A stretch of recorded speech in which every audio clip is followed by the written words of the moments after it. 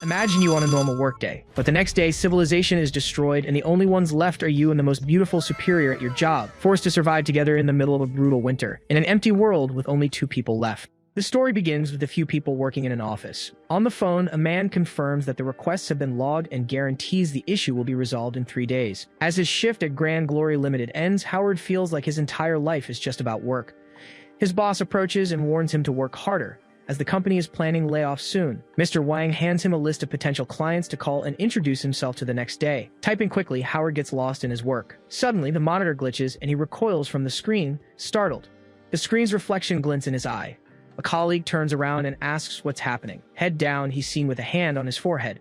Howard says he's fine, but his vision got blurry and his colleague advises him to get some rest.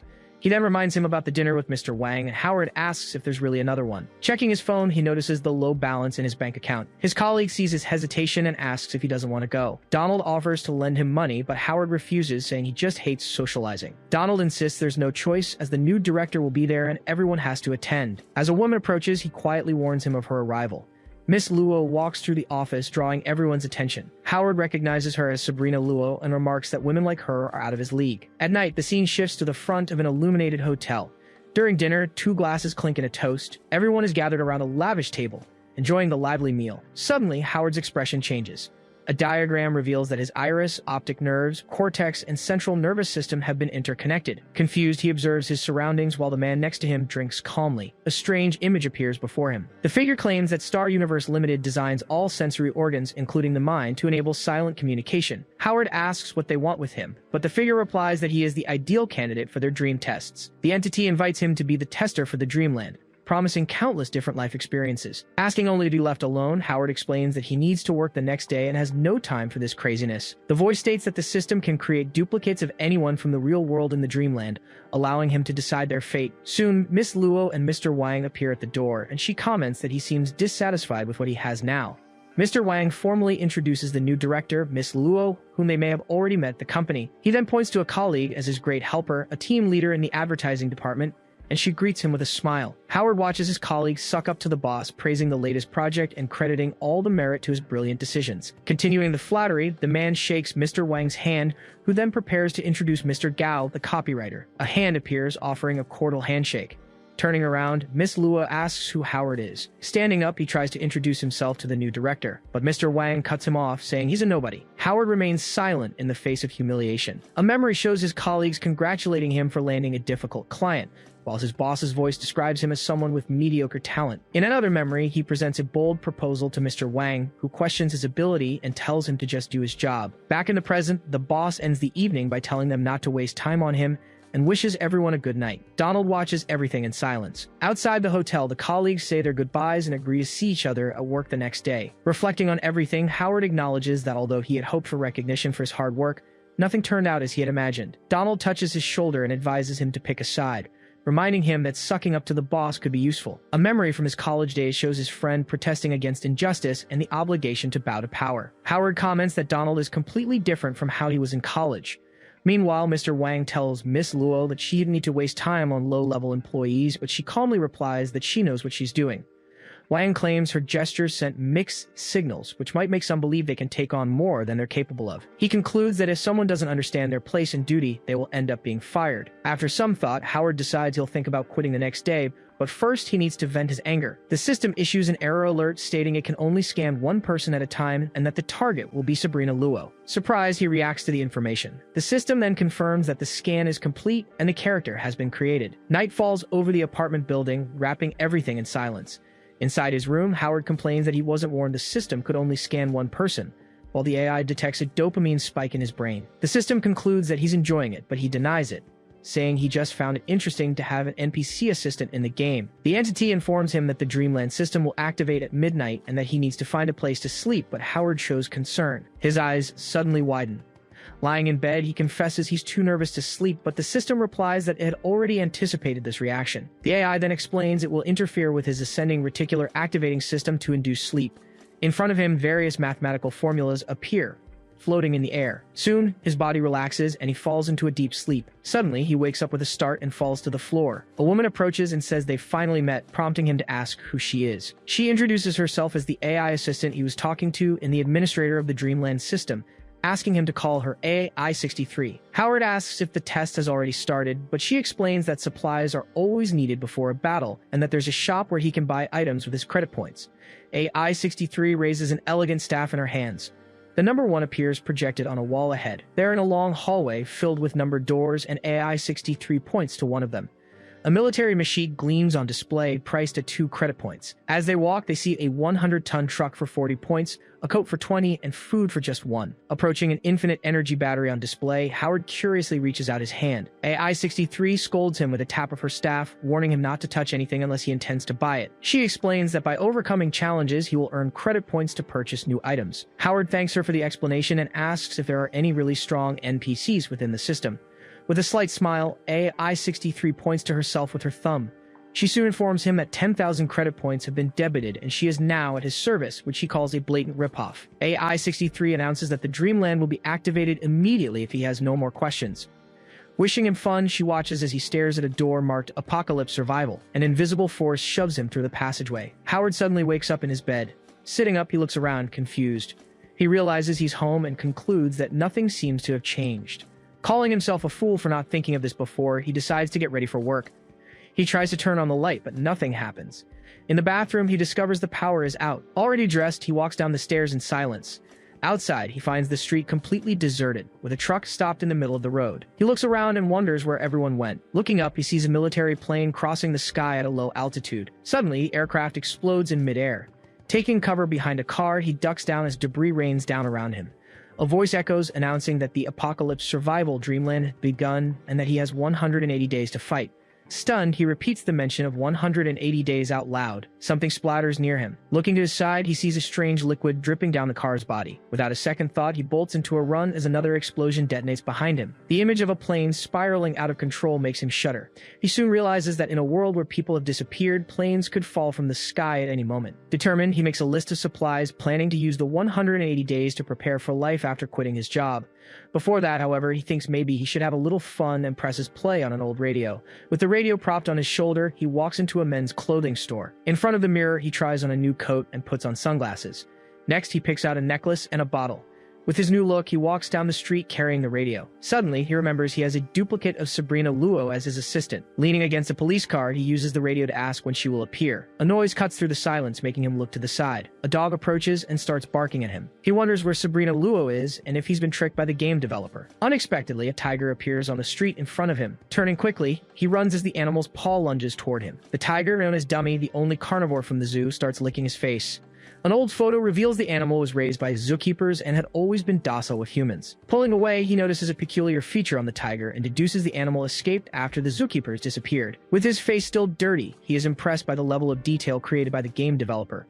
7 days later, he enters an establishment carrying a pack of water bottles. Since the water supply has been cut off, he now relies solely on bottled water from supermarkets. Without electricity, the meat and vegetables are starting to rot, attracting swarms of flies everywhere.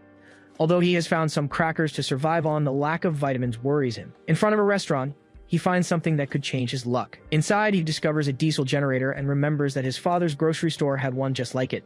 Kneeling beside the machine, he notices it's overheating and could break at any moment. He realizes that if he had arrived a second later, he would have lost the power and all the frozen meat in the fridge. With a working generator and a refrigerator at his disposal, he decides to live there, planning to gather supplies by day and cultivate the land by night. Wielding a pickaxe, he begins to work the soil with determination. On the 31st day, the camera shows a completely deserted and silent street. Inside the car, Howard wonders what he should do that day.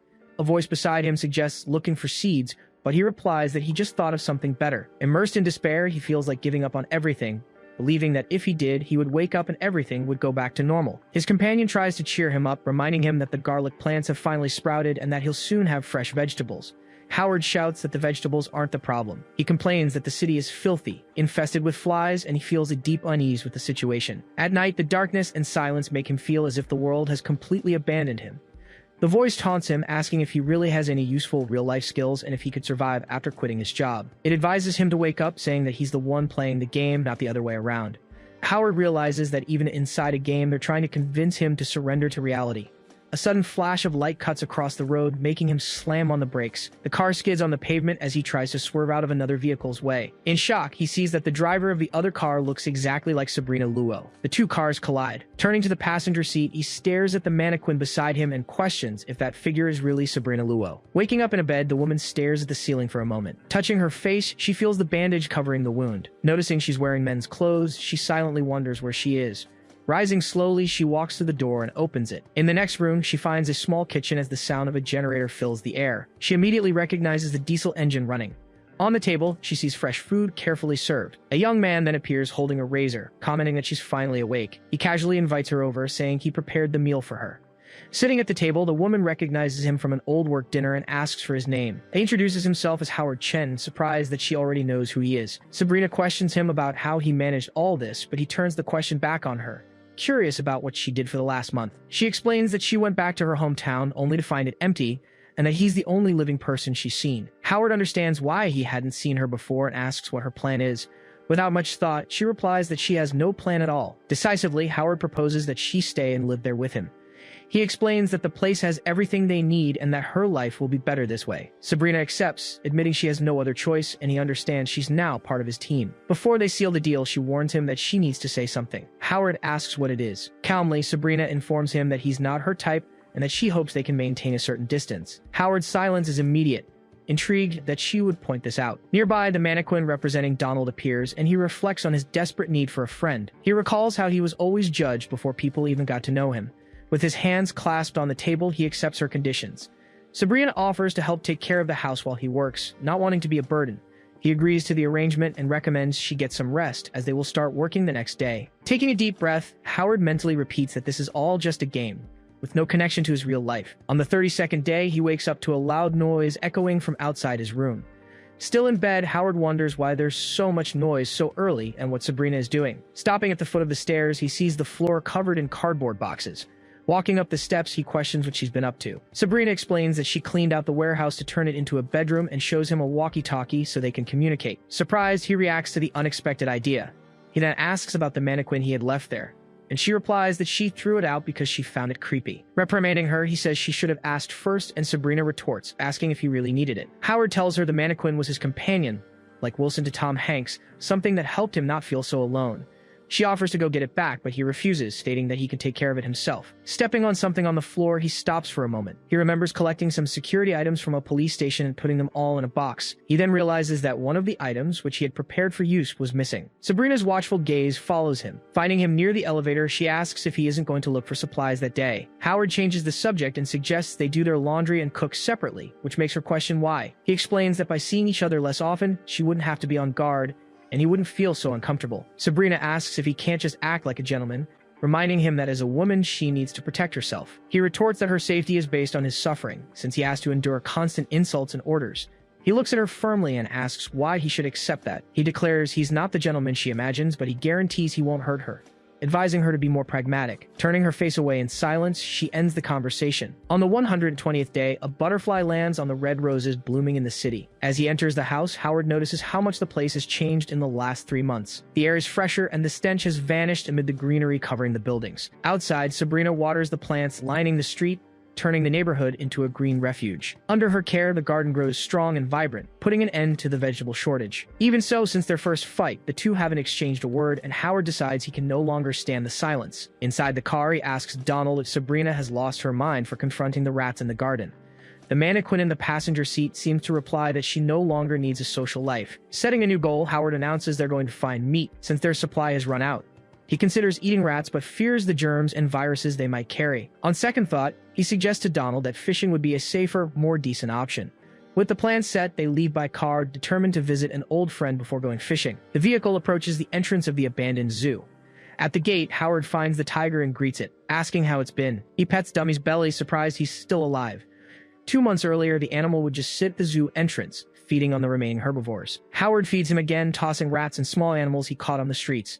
He tells the tiger to go easy, reminding him it's the last piece he has in the freezer. Suddenly, the animal's gaze shifts to the side. In a swift leap, Dummy moves away from him. It charges a group of deer that appears from between the trees.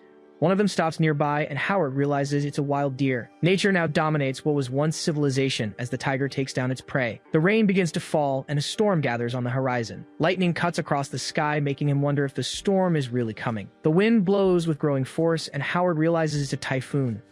Pushed by the violent current, he is thrown toward the car. Fighting the turbulent air, he forces the door open and yells for Donald to let him in. Inside the vehicle, he wonders how a Force 10 typhoon can exist so far from the ocean. In silence, he watches the world distort around him. He remembers he's in a land of dreams and wonders if this disaster is part of the game. He also recalls that Sabrina bikes in the mountains every day and must be near the summit. The car speeds through the streets, cutting through the storm that engulfs it. Broken pots roll through the floodwaters, swept away by the wind and rain. The memory of Sabrina tending to her plants comes to his mind. Braking in front of the house, he notices the door wide open and wonders if she's already back. Accelerating again, he drives away through the soaked garden. The tomato plants bend under the force of the gale and the heavy raindrops. Another memory hits him. Sabrina scaring rats away from her vegetables. From inside the car, he calls out for her, not knowing where to look. The winding mountain road appears before him, swallowed by the storm. A bolt of lightning rips across the sky, illuminating the path for a moment. His eyes widen at the silhouette ahead. Slamming on the brakes, he sees Sabrina standing by a post, completely soaked. Her leg is injured, and she can barely stand. As he holds her in his arms, he hears her muffled question about dying there. Firmly, he lifts her and replies that's not going to happen. With a lighter in his hands, Howard sparks a small flame. He uses the fire to bring to life the crackling bonfire in the brazier. In the warm room, he asks Sabrina about the mansion on the mountain and if she used to visit it often. Hugging her knees, she remains quiet, her leg still injured. Howard watches her without a word, studying her every restrained gesture. He offers to check the wound, but she firmly refuses. He warns that an infection could be fatal, but Sabrina insists she can handle it herself. Frustrated, he backs off and mentions he just had an idea. He explains that the mountain mansion is the highest and safest point to take shelter from the flood. Decisively, he states they need to hurry and take as many supplies as possible, and she asks what she should do. He replies that with her injured leg, she should just rest and wait. Sabrina warns him to ventilate the area to avoid carbon monoxide poisoning. He then returns to the old house facing the storm outside. Under the heavy rain, he takes a deep breath and feels the air growing colder. He pulls the hood over his head, puzzled to see snow mixed in with the raindrops. The car pushes through a waterlogged road. The water level rises quickly around the submerged house. With a tool, he unlocks the door underwater. Inside the flooded home, he notices the power is out and concludes the generator failed. The freezer door swings open, letting water rush inside. He decides to gather as much food as possible since the appliance is lost. A wave surges through the house, scattering everything around. Vegetables float in the current, mixed with mud and debris. Trying to save what's left, he struggles to grab the food being swept away. Now, the few vegetables and scraps from the fridge are only enough for 2 meals. As he closes the car door, he realizes with regret that their supply is about to run out. Holding his head, Howard realizes fishing is impossible, and even the rat holes are flooded. He admits in a low voice that when he finally gives up, he won't know how to handle such a situation. Turning to the mannequin, he asks what he should do to find food and save them both. Silence fills the car as he thinks. Suddenly, he breaks upon seeing the tiger sitting on the flooded street. Through the window, he yells for Dummy, pleading for his help. As he gets closer, he notices the wounds on the animal's face and asks what happened to it. He proposes they become hunting partners, reminding him that the tiger is a skilled tracker and he has weapons. He tries to convince it to get in the car, warning that the road will soon be underwater. The tiger just stares at the horizon, motionless. Then Dummy turns and starts walking back to the zoo. Howard yells that he's not a dog and that the zookeepers are never coming back. He reminds the animal that he fed it for 2 months and asks if they aren't friends. The tiger turns and roars loudly, its reply roaring against the sound of the storm. Angry with himself, Howard scolds himself for getting so invested in a pointless game. Saying goodbye, he says he respects its choice and that he probably won't be back. The rain keeps falling on the tiger, motionless under the downpour. As he drives away, Howard tells the animal to stay strong and stay alive, leaving it alone in the storm. He's driving down a dark road during a storm. At the wheel, Howard keeps his eyes fixed ahead. He asks Donald how he manages to stay so calm, saying he needs to learn how to do the same. Suddenly, something on the road catches his attention. The car slams on its brakes, skidding on the water. Lying on the pavement, Sabrina appears right in front of the vehicle. Howard gets out and runs to her, asking what happened. She explains she was trying to collect rainwater so she wouldn't owe him anything. He replies that she just ended up falling and giving him more work to do. Her gaze lifts in silence. Howard lifts her and carries her, ignoring her protest to be put down. Sabrina struggles, trying to break free. In a firm voice, Howard declares he has enough problems and that from now on, he's making all the decisions. When they arrive, he impatiently places her on the bed. He tells her to wait while he gets the first aid kit, warning her he won't show any mercy if she does anything foolish. Sabrina yells that she can take care of her own wounds and doesn't need his help. He retorts that he isn't happy about helping her either, reminding her they only have 2 meals left before starvation sets in. He demands she recover quickly to contribute, or they'll both be in trouble. While cleaning a wound on her arm, Sabrina asks what the plan is. Tending to her injured leg, he tells her he saw a herd of deer and plans to hunt the next day. She doubts they exist in the city, but Howard explains they must be wild, having appeared after people vanished. Sabrina warns him that wild animals are smart and asks if he scared them off. He looks away in silence. The memory of Dummy chasing the deer flashes through his mind. The animals run in terror across the waterlogged field. Howard finishes the bandage, saying he's not sure, but he still has gear. Remembering this, he mentions he has something important to tell her. He reveals he found a pistol under her pillow while cleaning up the old house. Handing it to her, he explains that he left the bullets inside. Sabrina takes the gun and asks why he doesn't keep it for himself. Howard explains that desperate times call for desperate measures, hoping the gesture will make Sabrina change her mind. He then tells her to get some sleep as he needs to prepare for the next day's hunt. On day 121, snow covers the roof and the area around the house. Looking out the window, he remarks how amazing it is to see snow falling again. Ready to leave, he says his memory tells him the deer usually stay in a lower part of the mountain. His destination is a suburban area, overgrown with vegetation but not high enough to have been flooded. As he drives, he admits to himself that Sabrina's words affected him, and he hopes the deer won't recognize his scent. He wonders if he'll have the courage to capture one, considering he's never successfully hunted before. He also brings fishing nets as a precaution, hoping they might work even without bait. Suddenly, a faint sound cuts through the silence. A paw sinks into the snow next to the parked car.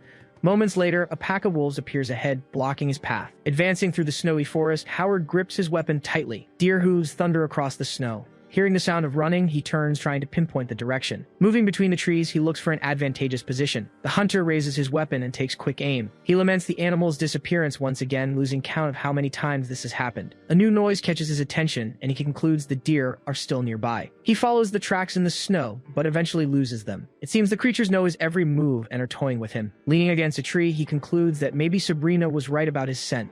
He decides he's just wearing himself out and resolves to try his luck with the fishing net. The river flows swiftly through the white-covered landscape. Remembering yesterday's storm, he wonders if he'll be able to fish in these waters. He quickly casts the net into the river. The mesh sinks into the current. He mutters to himself that he only brought one net and can't afford to lose it. The rope remains tied to the bank. Suddenly, the line pulls taut with immense force. Something yanks violently, and he reacts instinctively. The impact drags him forward.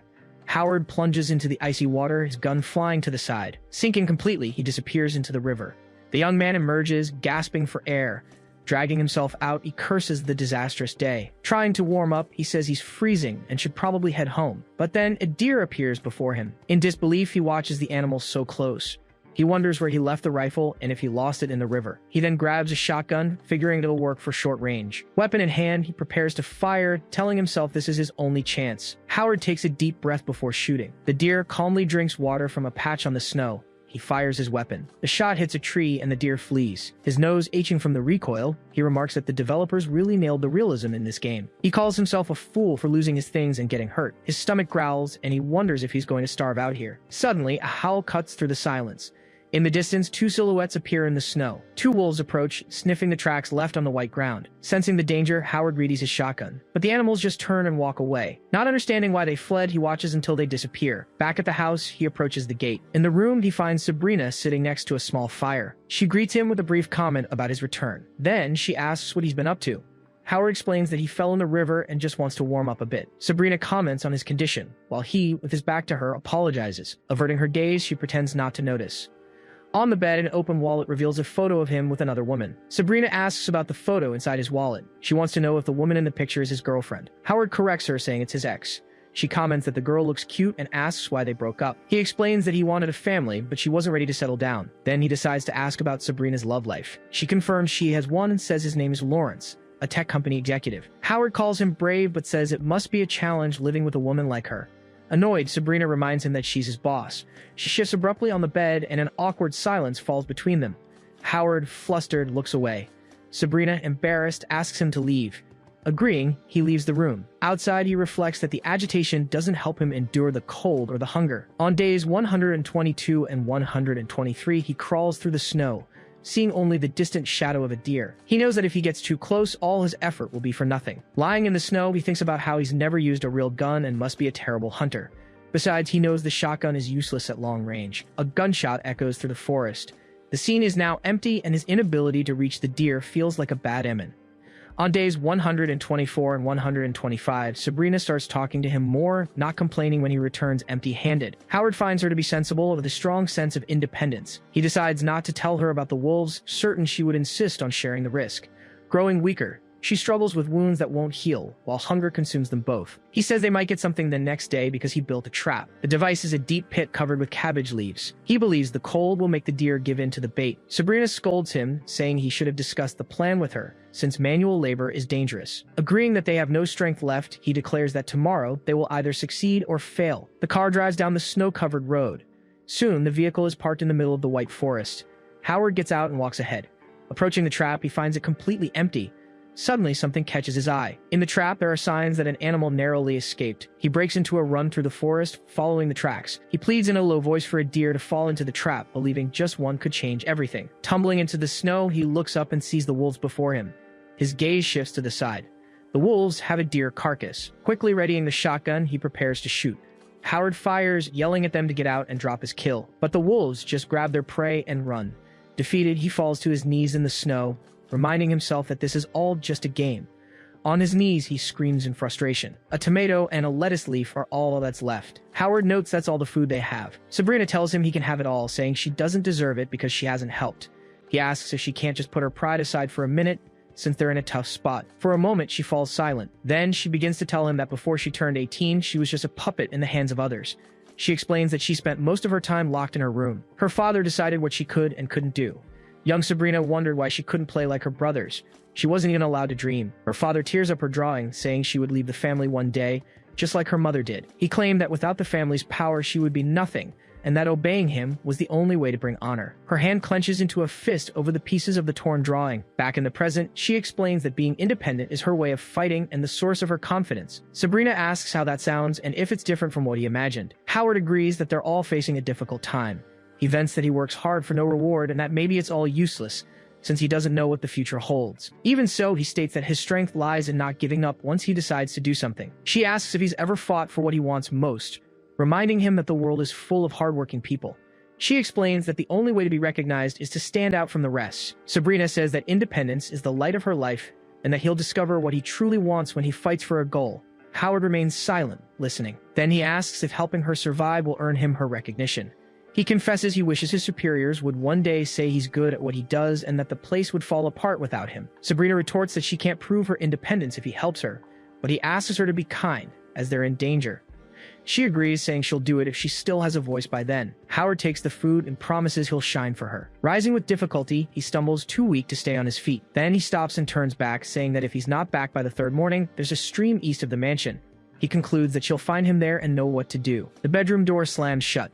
Sabrina remains silent, staring at the still wood. Outside, snow continues to fall on the house. In the midst of a hallucination, Howard carries the figure of Donald and admits Sabrina was right. He never truly fought. He remembers saying he didn't give up, but now he realizes that was never entirely true. He recognizes that he's always lacked the courage to pursue his own goals. He confesses that he usually chooses the easiest path to escape bad places and difficult decisions. He thinks he could have been better with his family, in his studies, and with his girlfriend. But in the end, he always hides in a safe corner where he can keep complaining. Turning around, he leaves the memory of Donald behind. He promises himself he will stop complaining. He vows he will never do that again. Back in the present, he pulls himself together. Then, he slips and falls from the snow-covered cliff. The fire burns intensely inside a small metal box. Sabrina grabs a utensil from the knife block in the kitchen. She stands, holding it over a figure lying on the floor. Howard is lying down, his eyes closed. Lifting the utensil, she prepares to make a move. The object comes down with force. Suddenly, Sabrina wakes up. Sitting up in bed, she breathes heavily. The clock reads 5:58 p.m., and she wonders if it was all a dream, the first one in 3 months. Howard's words about meeting him at the stream echo in her mind. Hugging herself, she questions what extreme measures they'll have to take to survive. On day 127, a shovel cuts through the hardened snow. Howard digs, saying that half the work is already done. He pauses and observes the white-covered landscape. He remembers that the first time he fell in the water, he got closer to the deer. He reflects that since then, he hasn't had another chance to get close. Then he wonders if the water could mask his scent. Even though he thinks it's a risky bet, he steps into the icy water. Meanwhile, Sabrina struggles to stay awake. A voice in her mind calls her pathetic. The figure of her father appears, saying she could have led a rich life if she had followed the path he laid out for her. He accuses her of being useless for trying to do more than she can handle. but she screams for the vision to disappear, claiming she can take care of herself. Reaching out, she squeezes the tomato on the small table. Howard's words about wanting to be recognized come back to her. She remembers she promised to wait for 2 days. She decides she will keep her word until dawn and that she will survive alone, with or without him. Time passes, and the clock shows almost 3 in the morning on the 23rd. Lying in bed, she awakens to a sudden noise. Her eyes slowly open in the darkness. A rat approaches the tomato on the nightstand. From the bed, Sabrina watches the scene, motionless. The hallucination of her father begins to laugh. He appears next to the rat and the tomato, asking what she would choose. Then he claims she's too tired to make any choice. He then reveals that Lawrence, the richest man in the world, is sick. He says she could have been raised to be his perfect wife and inherit everything. He accuses her of not being able to endure a little hardship and questions how she can call herself independent. He calls her a pathetic and fragile woman who only pretends to be strong. He predicts she will have a lonely and forgotten end. The rat holds the tomato and taunts her, offering the freedom she so desired. Meanwhile, in the forest, a deer feeds on the cabbage leaves from the trap. The animal raises its head, chewing the bait. It remains motionless under the full moon, surrounded by snow. The image of her father stares at Sabrina with a severe look. She aims the gun, saying she's lived her life to the fullest up to this point. The rat states that it doesn't need to be saved by her. Even so, Sabrina continues, saying she doesn't need anyone to save her life. The deer's eye reflects the white landscape around it. The animal starts to run, carrying the cabbage leaves in its mouth. Suddenly, a gun barrel emerges from the snow. A shot hits the deer, causing it to fall to its side. At the same time, another shot hits the rat and the tomato in the room. The deer falls onto the snow. Soon, a gun and an arm emerge from beneath the white blanket. Howard emerges from his hiding spot. He touches the fallen animal. Lying in the snow, he celebrates his victory. Meanwhile, Sabrina takes a big bite of the tomato. Food cooks over the fire. She chews the tomato slowly. The door opens and wet footprints mark the floor. Howard enters carrying the deer and comments that she's already eating. Sabrina stares at him, silent. He says he didn't need to rush back. His head hangs forward. Howard faints and the deer collapses on top of him. Sabrina rushes to him and asks how he is. Touching his ice-covered back, she asks if he can get up. She holds a piece of ice and wonders if he fell into the river again. Outside, the deer meat is hung to dry in the snow. Meanwhile, water boils in a pot over the fire. Sabrina pours the hot liquid into a bathtub to warm Howard. Next to him, she asks if he's feeling better. Hearing no reply, she just sighs. Suddenly, a hand grabs her wrist inside the tub. She turns, startled by the sudden movement. Howard calls her name. Sabrina looks at him. Moving closer, she leans over him. He asks if he has finally earned her recognition. She is surprised by the question. Then, she says he's incredible, and that without him, everything would have fallen apart. Howard smiles, relieved. He recalls the last words his ex-girlfriend said before she left him. She said he had nothing, and that all his effort would get him nowhere. Howard laments how hard it is to gain recognition in the world. Sabrina agrees, admitting it's true. Meanwhile, she prepares a broth with the deer meat over the fire. Holding the bowl, she tells him it's ready and that he should get up to eat. He remains motionless in bed. She approaches and checks his breathing. She confirms that he's still alive. With the spoon in her hand, she states that he won't owe her any favors and that he'll be fine soon. Then she gently touches his face. She leans over Howard. She feeds him the broth. The digital clock reads almost midnight. Watching Howard shiver, she notes that he still seems cold. She recalls that she's already covered him with 3 blankets. Even so, he continues to tremble violently, clutching the covers. Sabrina watches him for a moment. Then she makes a decision. She lies down beside him under the covers, trying to warm him. Hugging him, she reassures him that everything will be all right. Day 130 arrives, bringing a new morning. With his eyes slowly opening, Howard awakens. Hearing a sound, he turns in bed, trying to figure out where the noise came from. Beside him, Sabrina is sleeping soundly. His eyes widen in surprise. Something makes him shudder. He realizes he's not alone. Waking up, Sabrina asks if he's awake yet. She slowly starts to move away, but Howard grabs her wrist, stopping her. His voice is weak as he says he still feels sick, pulling her closer. He immediately wonders what he just said. His grip on her hand loosens, afraid she'll misunderstand him. Sabrina reminds him that he said he broke up with his girlfriend and asks to hear the reason again.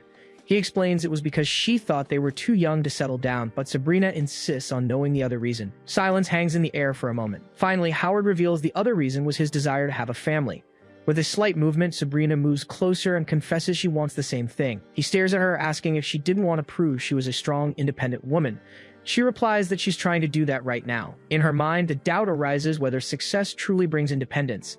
She explains that goal was just a line she drew for herself to break free. She adds that the rest never really mattered, but she questions if that wouldn't just be escaping one prison to fall into another. Venting, she admits she's never made a decision for herself and can't call herself independent. Howard confesses he doesn't know if she could do it, since he's never set his own boundaries. Then Sabrina takes his hands and asks if he wants to have a family with her.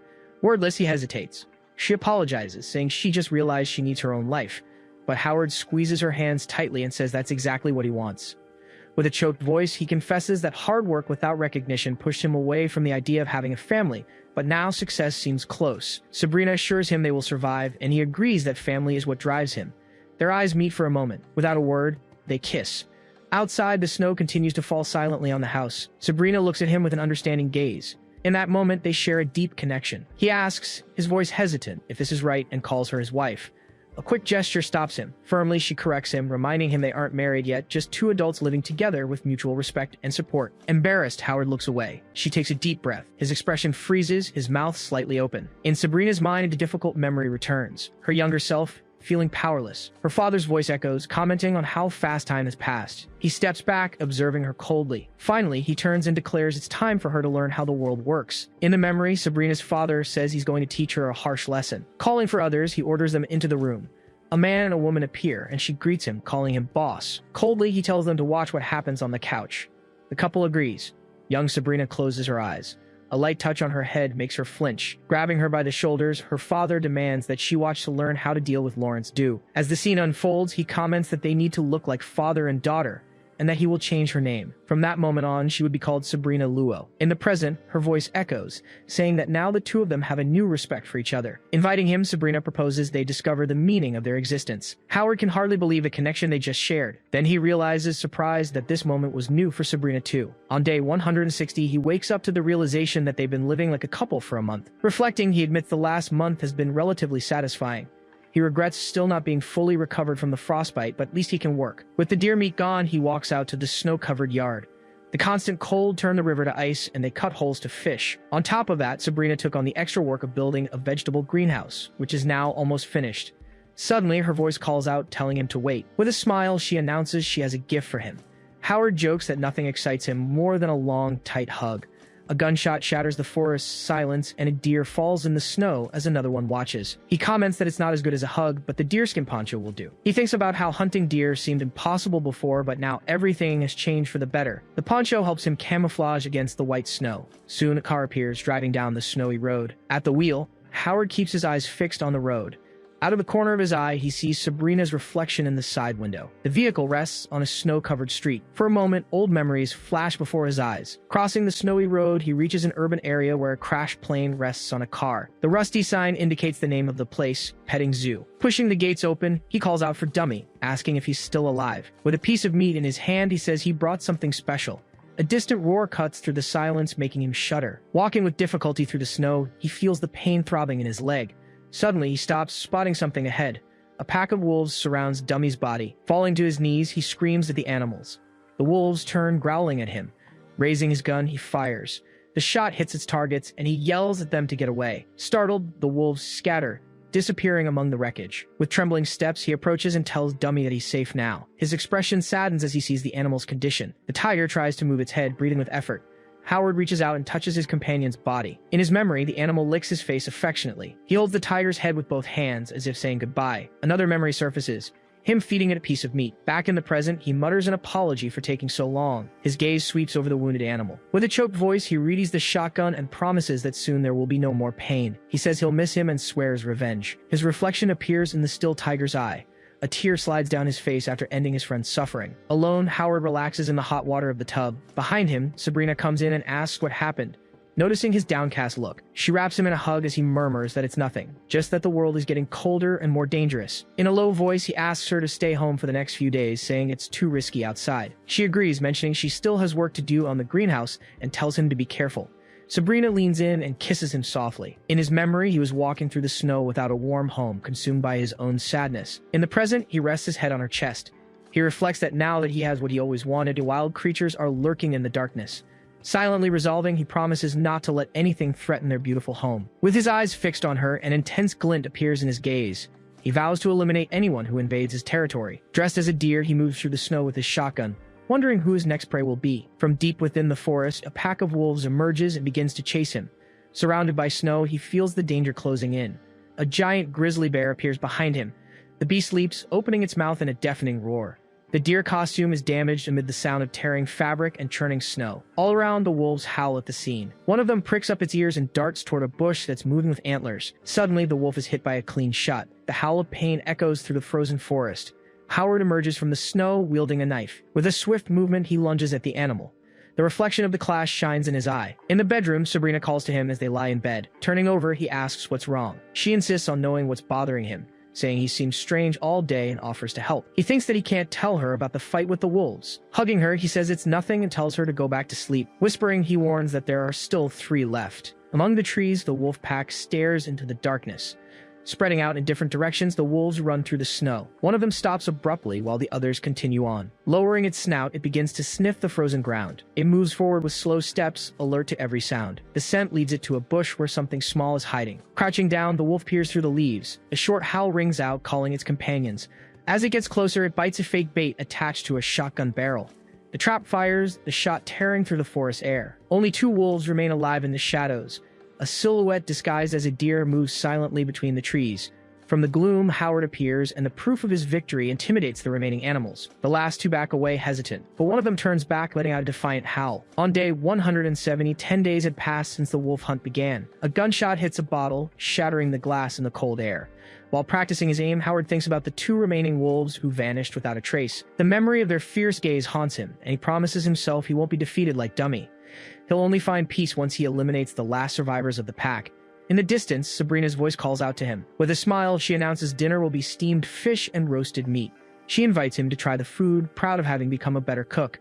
He refuses, saying he's going to clean the tent and leave for a few days. Her face falls, and her head droops at his response. In a restrained tone, she asks why he leaves so early and comes back so late, too busy to have dinner with her. Howard apologizes, saying he can't rest until he finishes something important. Turning his back, he avoids looking at her. Sabrina insists that he at least tell her what this important thing is, but he thinks he can't reveal the danger, as she'd be too proud to stand by and do nothing. He walks away, muttering that it's nothing serious. A tear runs down Sabrina's face as she watches him leave. On day 173, a sound of banging awakens Sabrina in her bed. Looking out the window, she calls his name and hears another thud outside. Howard is hammering boards over a window frame. Approaching, she asks what he's doing. Without stopping, he replies that the cold is getting worse. He explains that he just wanted to reinforce the windows and that he'll be done soon. With her arms crossed, she declares she never asked to be protected. He looks away and changes the subject, asking if there's anything to eat. But Sabrina keeps her tone firm, saying he's acting as if the conflicts between them have just vanished. Turning to her, Howard says she's wrong. She admits they rushed their relationship and asks if he thought it was all just a one-night stand. He denies it, saying everything he did was to protect their home, and she demands to know what really happened. Shouting, Sabrina says their home was built on mutual respect and demands to be respected. Howard looks down, tense. Her voice rising, she reminds him they had an agreement. She would stay home while he looked for food since she couldn't help him out there. Howard asks her to stay home for a few days and promises to let her know when everything is resolved. Sabrina just listens in silence. Turning, she begins to walk away slowly. He mentions that he's out of nails and needs to go to the hardware store. He thinks to himself that the 2 wolves are mocking him and the heavy snow will soon erase their tracks. With the temperature dropping to nearly 30 degrees below zero, he concludes he has to stop the hunt. Now his priority is to stay warm and reinforce the doors and windows to keep the wolves out. Inside the car, he reflects on how anxious Sabrina has been and how much he hates fighting with her. He knocks on the door of a silent store. Dressed in the deer costume, he forces the entrance until he gets it open. Looking inside, he notes the place is well preserved and that he'll finally find the tools he needs. While searching for nails, wire, and tape, he wraps someone in a hug from behind. His hand touches a small device on the table. Turning around, he picks up a manual left there. The book has instructions for maintaining diesel generators. Surprised, he brings a hand to his mouth. Flipping through the pages, he realizes he can finally fix the generator. Suddenly, the monitor beside him comes to life. He turns, facing the lit screen. The digital face of AI-63 appears, saying it's been a long time since their last meeting. Howard remains motionless without responding. Then he remembers that all of this is just a dream, something he had almost forgotten. The artificial intelligence warns him that the apocalyptic survival dream will end in 1 week. Stunned, he can only manage to mutter a single word. What? Pinning a note to the front door, Sabrina finishes writing. Walking away through the snow, she pulls a rolling suitcase behind her. Before leaving, she casts one last look back. In the note, she states they need some time apart and asks him not to look for her. Continuing on her way, she leaves without hesitation. In the store, Howard steps on the monitor's shattered screen. He adjusts his backpack's zipper, closing it completely. Throwing it over his shoulder, he comments that he got the maintenance tools and that the power will be back on. Wolf paws approach the store's entrance. Turning his body, he faces the door. The 2 remaining wolves burst into the place, and he says it's bold of them to come after him. Then he admits he understands, since he confronted their pack. The animals take a step forward, invading the store. The pair runs toward him. With a steady gaze, he says he can see they've learned their lesson. Keeping his focus, he faces the two wolves. Positioned in an aisle, he watches the animals at the entrance. Then, he glances to the side. Dashing out of the store, he runs with the wolves hot on his heels. His car moves by itself down the street. He sprints toward the vehicle, but he stumbles and falls in the snow. Cursing, he says his leg has fallen asleep again. A wolf reaches him and attacks. Dragging him through the snow, the animal pins him down. With an effort, he grabs the collar of his coat. The other wolf bites his backpack and pulls hard. The first one attacks his shoulder. Shrugging off the backpack, he pushes one wolf away and uses the bag to hold off the other. Pulling out a tool, he prepares to fight back. Shouting, he takes down one of the wolves, but the other one attacks his arm. Then, the attack comes from behind. Spinning quickly, he strikes the wolf with the tool. The object breaks and falls into the snow. Looking at the broken handle, he complains about the crappy quality. The wolf lunges again to attack him. About to deliver the final blow, the animal readies itself, but the wolf reaches his shoulder with an attack. Raising the tool's handle, Howard tries to counterattack. Hitting the animal hard, he reacts with determination. The wolf recoils from the impact. Howard strikes it again. Hitting the wolf with the handle, he doesn't back down. Persisting with the blows, he continues his attack. He lands another solid hit on the animal. Getting up with an effort, he regains his balance. The tool handle drops in the snow next to the neutralized beast. Grabbing his backpack, he adjusts it against his body. Staggering, he moves away, leaving the defeated wolves behind. In the store, he yells at the screen that he has a question. Questioning, he wants to know if the fantasy world will continue after he leaves and if Sabrina will live on her own. Shouting louder, he says he can't leave her behind and wants to stay there. In the present, the last weakened wolf moves through the snow. Biting the backpack strap, it tries to stop him. Facing it, Howard asks if it wants revenge that badly, but he states he can't offer that. He explains that he needs the backpack to protect her, even if he can't be by her side. In a memory, a distressed Sabrina asks if they'll be able to escape. Holding her in his arms, Howard assures her they will. In the car, Sabrina discreetly wipes away a tear. Parked on the side of the snow-covered road, the red vehicle waits. Ripping the backpack from the wolf's mouth, Howard regains control. On day 177, in a flashback, his fist hits the dashboard. Thrown inside the car by the fight, he loses control. Pulled out of the car by the wolves, he falls into the snow. Reaching back into the vehicle, he declares that he can't be stopped now. A heavy object slides across the floor. Grabbing it quickly, he wonders when Sabrina put it there. With the object ready, he turns to the wolves. He acts against the animals through the open door. A metallic clang echoes off the side of the car as he gets in. Looking at his injured hand, he focuses on bringing the parts back. Certain that fixing the generator will give Sabrina a better chance, he takes a deep breath. The car plows through the snow, but it suddenly brakes. He realizes the oil has frozen and he needs to warm up the vehicle to get it running. Looking at the wound on his hand, he knows he can't wait. The weakened wolf stumbles away through the snow. Inside the car, Howard rests his forehead on the steering wheel and says he hates this. The animal stares back at him, aware that it did everything it could before the end. Waking up in a bed, he feels bandages on his face and head. Seeing Sabrina by his side, he asks what happened and realizes he's home. She tells him she found him passed out with the broken-down car and brought him back. He admits he thought it was the end, and Sabrina says she felt the same when she saw him. Howard asks if she saw anything near him while she was rescuing him. Sabrina replies that he was holding a bag and that she brought it with her. Getting out of bed, he states that the parts are to fix the generator. She tries to stop him, saying he's too weak and needs to rest, but he refuses. Apologizing, he explains that this is the last thing on his bucket list. Lowering her head, Sabrina lets him go, knowing she won't be heard. Howard remains silent for a few seconds. The garage door rises slowly in the frozen night. In the garage, he works on the generator with determination. The house lights flicker on amidst the blizzard. Outside, he stands up under the new light. Satisfied, he says all the effort was worth it. Calling for Sabrina, he yells that the power is back. In the kitchen, she chops vegetables and calls him a fool. Howard celebrates as he crosses the yard back to the house, but he stops suddenly in the middle of the path. His gaze fixes on the red car, remembering that Sabrina drove him home in it. Noticing the deployed airbag and the dented front end, he wonders what the vehicle went through. Coughing beside the red car, Howard tries to catch his breath. Crouched near the front wheel, he continues to cough. Pulling something from the tire chain, he finds a sharp fragment stuck there. In a memory, a wolf charges at the car. Roaring, the animal advances without fear. It slams into the front of the vehicle, lunging with force. Back in the present, he looks at the fragment in his hand. With effort, he gets up from the ground, but he loses his balance and stumbles. Leaning against the car, he avoids falling and lets out another cough. His bandaged hand aching, he knows the confrontation left deep marks. Realizing he won't last much longer without help, he breathes heavily. His gaze falls on the dented hood. He understands that hitting a tree caused the damage. In his memory, a wolf runs alongside the moving car. In that memory, Sabrina is driving at high speed. Crashing violently into a tree, she loses control. Back in the present, Howard coughs and stares into the vehicle. Moving away from the car he limps on. At the house, lights glow in the snowy night. Supplies hang to dry on a wooden frame. In the kitchen, Sabrina chops vegetables with a knife. Coming up from behind, Howard hugs her by the waist. He thanks her for everything she's done for him. She teases, asking when he got so clingy, but he just says he's sorry. Howard suggests a stew for dinner.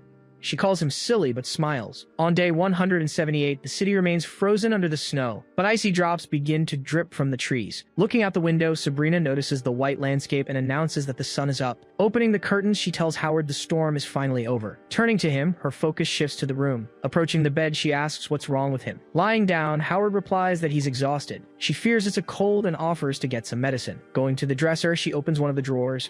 But Howard calls her name, and she turns back to him. Telling her not to worry, he says he knows it's not a cold. With an alarmed expression, Sabrina watches him. Trying to calm him, she says he's just kidding and will be fine. Leaning on the dresser, she recalls how he went through the worst of it to fix the generator so they could have power. Bringing a glass, she laments that such a competent employee never got recognition from the boss. As she fills the glass, she assures him she would have named him Employee of the Quarter if they were still at the company. He thanks his boss and his beloved wife. Sabrina hands him the medicine, reminding him she hasn't agreed to marry him yet, and tells him to get well soon. Reaching out, he tries to take the glass, but he suddenly jerks his hand away. Howard stares at the glass, pain evident on his face. Sabrina asks if he's okay. The glass falls and shatters on the floor. In a daydream, Sabrina turns and opens her eyes. Pulling back the sheet, she says she's figured out his trick. Standing by the bed, she accuses him of pretending to be sick just to make her worry. Leaning over him, she comments that she won't blame him and asks if he needs anything. In the fantasy, Howard moves closer to her as they talk. Back in reality, he asks her to get up so they can talk. With a worried look, Sabrina watches him in silence. She then asks if he can't get up. His hand grips the sheet tightly. With tears, she shakes him and yells for him to get up. Howard says he doesn't have much time to explain, as he feels his time is running out. Advising her, he asks her to go north for supplies when the gas, which will last for 3 months, runs out. Then he mentions there are labeled vegetable seeds in a bucket in the warehouse. Asking if she knows how to operate the diesel generator, he says the manual will be easy for her. Finally, he recommends getting a bigger car, choosing a cold-proof house, and not forgetting to practice her defense skills. On day 180, his image appears amidst an intense light. On the porch, Sabrina looks at the landscape and says the snow has stopped, but he corrects her, saying that was yesterday. She comments on the warmer weather and that the temperature will soon be above freezing. Announcing her plans, she states that when the snow melts, she'll go north to find other survivors. Howard sighs and calls her name. Then he asks if she ever loved him. Sabrina stares at him in silence for a few moments. She finally answers no. With a faint smile, he says he has no more worries now. Closing his eyes, he feels it's time to wake from the dream. Sabrina asks how she could love him, saying he's stubborn and never considers other people's feelings. With tears, she says he has no good qualities and never comforted her when she was sad. Holding his hand, she complains that he does everything himself. Kneeling, she accuses him of leaving things scattered around and arguing when she asks him to stop. Crying, she calls him an idiot. AI-63 is beside Howard, who has fallen before a glowing door.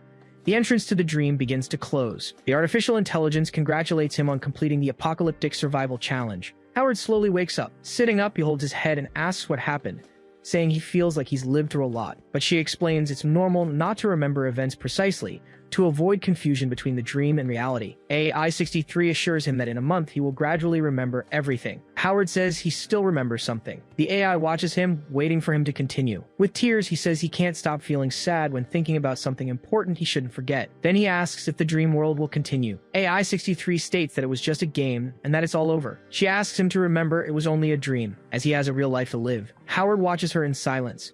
He replies that asking that question is the only thing he remembers, as the rest seems unreal and confusing. Then AI-63 announces she will calculate his score. Her staff activates. Howard looks where she points. A screen shows the final result, difficulty level 0, grade B, and 50 credit points. He questions the reason for the B grade and wants to know the criteria used. She explains that the grade is based on the survival chances of the person left behind in the fantasy world, and that he would have gotten a D if he were the sole survivor. By fending off the beasts and generating electricity, he increases partners' survival chances, securing a higher grade. But if he had obtained equipment, food, and built a transmission station to find other survivors, or even tamed the wild beasts for his own benefit, he would have achieved an S grade. Howard defends himself, saying he's just an ordinary human, but she states that the essence of games is to allow for experiences impossible in real life. AI-63 reveals that this survival challenge was just a level 0 test for beginners and that the official version of the game will be released in a month. Her staff moves closer to Howard's shoulder. A screen displays Frankenstein Invasion with a countdown as the AI asks how people's lives would improve with her help. She says the same criteria will be used in other tests to awaken his sense of justice in real scenarios. Howard then states that human beings are a team with a shared destiny. He says he needs to think about whether he'll continue playing, as he felt sick and exhausted, but she reminds him that he also had happy moments. AI-63 comments that he lived happy moments by her side. An image appears showing him with Sabrina Luo. Surprised, he asks about his time with Ms. Luo.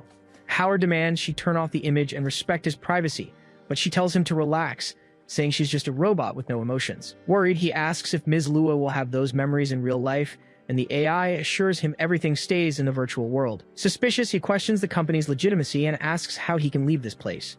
She explains that to open the system menu, he just has to rub his left eye and repeat the gesture to contact her in real life. As he does this, AI-63 asks if he wants the reward for the completed challenge, and Howard questions if it's just merchandise. He says it's better than nothing, and asks them to send it to his workplace, giving the address. The artificial intelligence moves her staff, and the surrounding scenery begins to dissolve. Howard asks what's happening. As she disappears, AI-63 tells him not to panic, as the system is choosing the appropriate rewards. She continues to fade while reinforcing the explanation.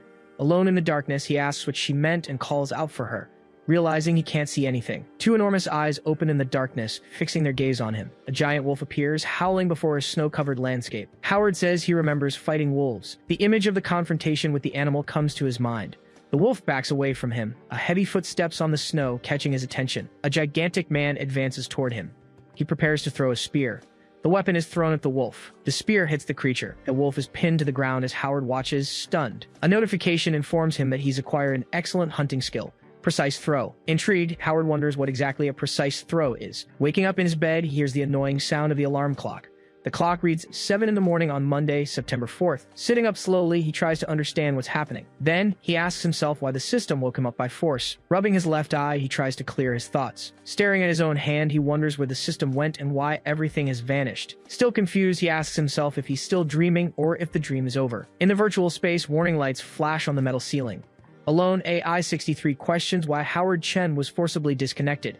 A new alert appears reporting system failures and the loss of the memory control function. Without hesitation, she orders the error code to be tracked. The system responds that the code is ZS001 and that more information is being loaded. Before her, a large screen forms showing the image of a sleeping Sabrina Luo. Then the screen changes to reveal Sabrina walking with a dangerous object in her hand. The scene then zooms in, showing her raising the object. AI-63 wonders why there would be a new dream within an already existing one. She orders the glitch to be fixed, but the system reports that no fixes are available in the database. Annoyed, the artificial intelligence remarks that she is just a butler robot and questions if she'll have to program the fix herself. In the real world, Sabrina Luo awakens in her bed. Two women beside her ask if she has finally woken up.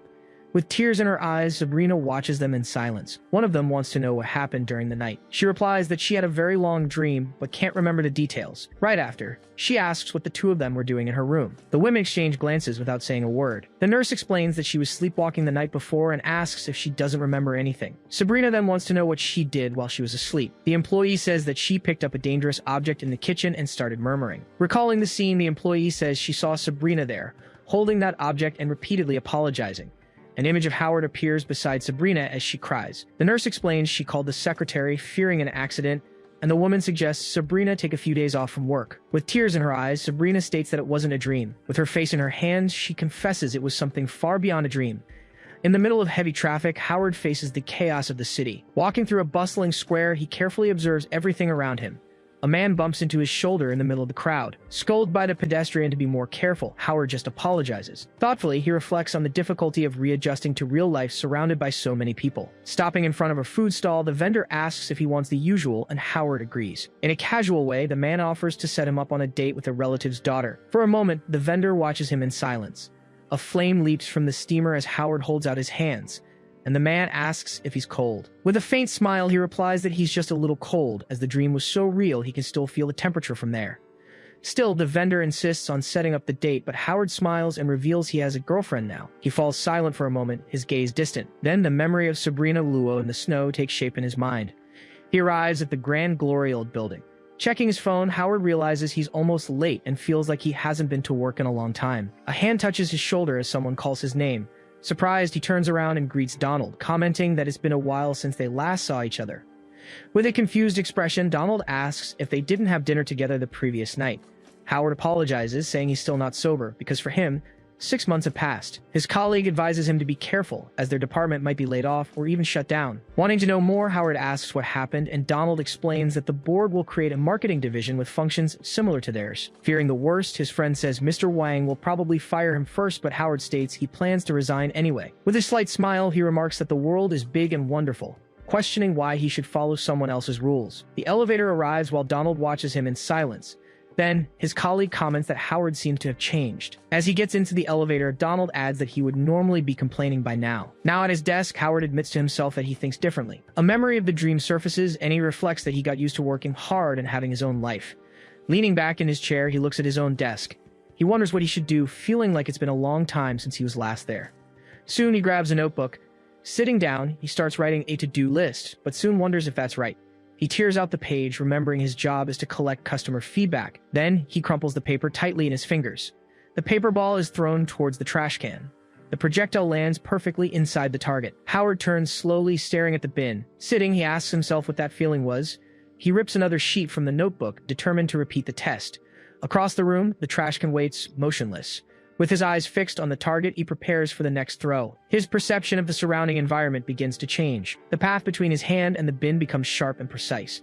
He throws the ball of paper. The throw crosses the office and hits the distant bin perfectly. Howard realizes his body adjusted the angle and force on its own. Intrigued, he wonders where this new skill came from. A memory of AI-63 asking about the reward comes to his mind. He recalls the notification he received about the precise throw. Sitting at his desk, he questions how this is possible since he believed it was just a game. Determined, he decides to test the skill from an even greater distance. With a focused gaze, he throws another paper ball. The projectile hits Mr. Wang, who was passing by in the hallway, right in the face. The paper falls to the floor as everyone in the office remains silent. Turning slowly, Mr. Wang orders Howard to follow him to his office. Only then does he realize that, just as Donald had warned, he really made a mistake. As Howard walks through the office, he overhears his colleagues saying he's finished. They call him naive for not knowing about the layoffs, though one of them guesses no one told him. Another employee adds that he heard Howard is buried in debt. From a distance, Donald watches the scene and wonders what's wrong with his friend today. Inside the room, Mr. Wang invites him to sit. Motionless, Howard remains standing in front of his boss's desk. While pouring a cup, the manager repeats his name in a serious tone. Then he states that he really shouldn't have underestimated him. Howard stares at him in silence for a few seconds. Then he decides to get straight to the point. He states that despite this small mistake, he's entitled to last month's pay. With a puzzled look, the manager asks if he isn't forgetting something. Howard asks what, wondering if he found out about the secret online account. Suddenly, Mr. Wang puts a hand on his shoulder and says he owes a lot of thanks for everything he's learned in the past 2 years. He then reveals the company is creating a new department, led by Vice President Mr. Liu, who insists on having him on his team. Touching Howard's cheek, he asks when he became friends with Mr. Liu, but Howard says he has no idea who that is. The manager comments that, just like him, Mr. Liu must have noticed the employee's huge potential. With the cup in his hands, he explains he always knew Howard would be someone important, so he gave him more tasks to learn the ropes. Calmly, Howard replies that he was thinking of quitting. Surprised, Mr. Wang states that a great opportunity has just come up for him. Leaning in, he whispers that the average salary in the new department will increase by 20%. Back at his desk, Donald asks if he really got transferred that easily to the new sector. Howard smiles and explains that since he didn't know where to go, it's better to stay a while longer.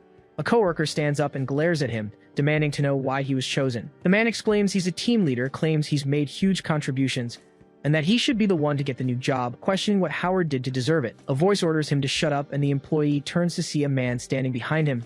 Mr. Wang clears his throat discreetly to get their attention. In a cordial tone, he apologizes to the newcomer for the confusion and invites him in.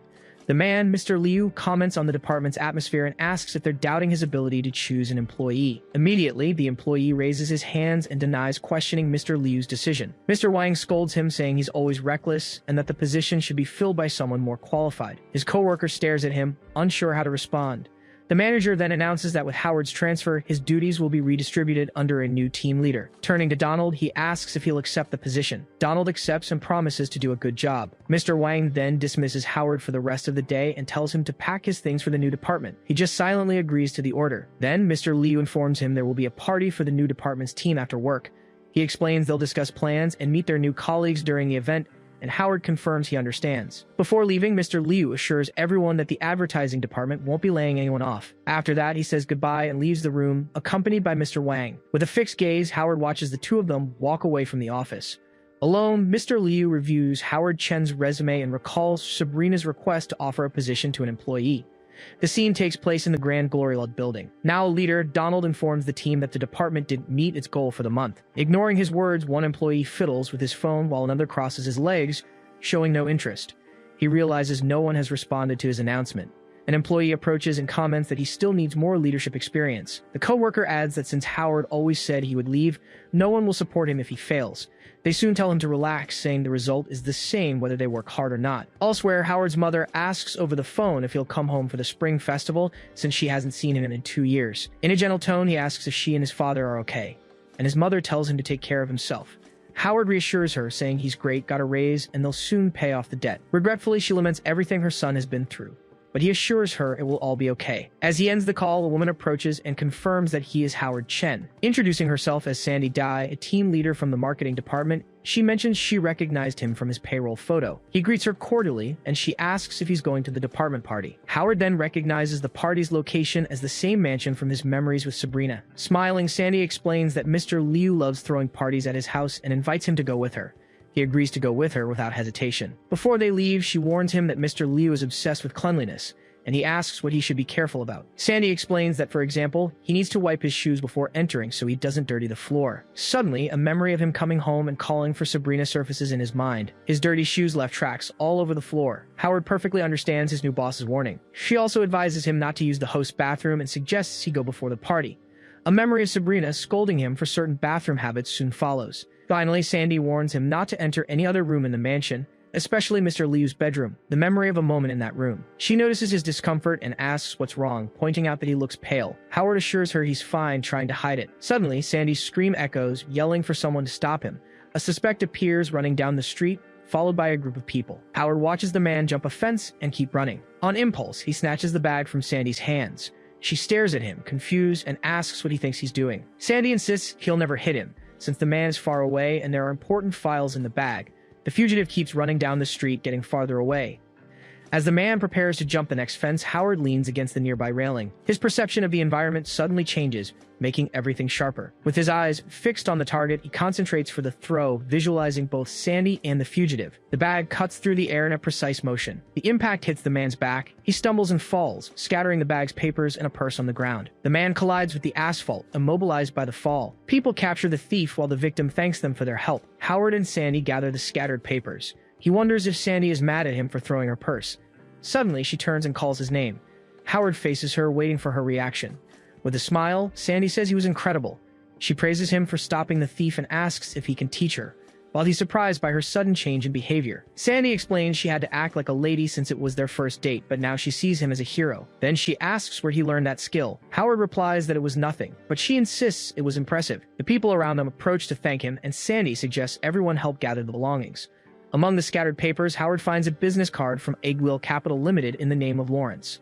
He shows the card to Sandy, who confirms it belongs to a very important business partner of the company. She warns him not to show the card to anyone, as Mr. Lawrence is the head of one of the world's top 100 corporations.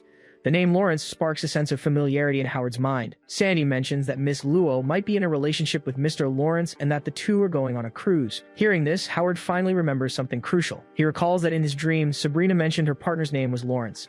Howard then urges her to finish gathering everything so they won't be late for the party. Sandy agrees and follows him. The two arrive at the mansion as the sunset paints the sky orange. Sandy says a colleague told her the party will be in the property's backyard. She looks at her phone and starts giving directions to the location, but Howard walks ahead and she warns him to slow down, saying he might get lost. He takes her hand and guides her along the path. When they arrive at the party, their colleagues ask why they took so long. Surprised, Sandy asks how he found the place so quickly, as if he already knew it. Howard stares at her in silence for a moment. Then, his eyes fix on Sabrina Luo, who is talking to a man in the middle of the party. Mr. Liu asks everyone to sit down, announcing the start of the marketing department meeting.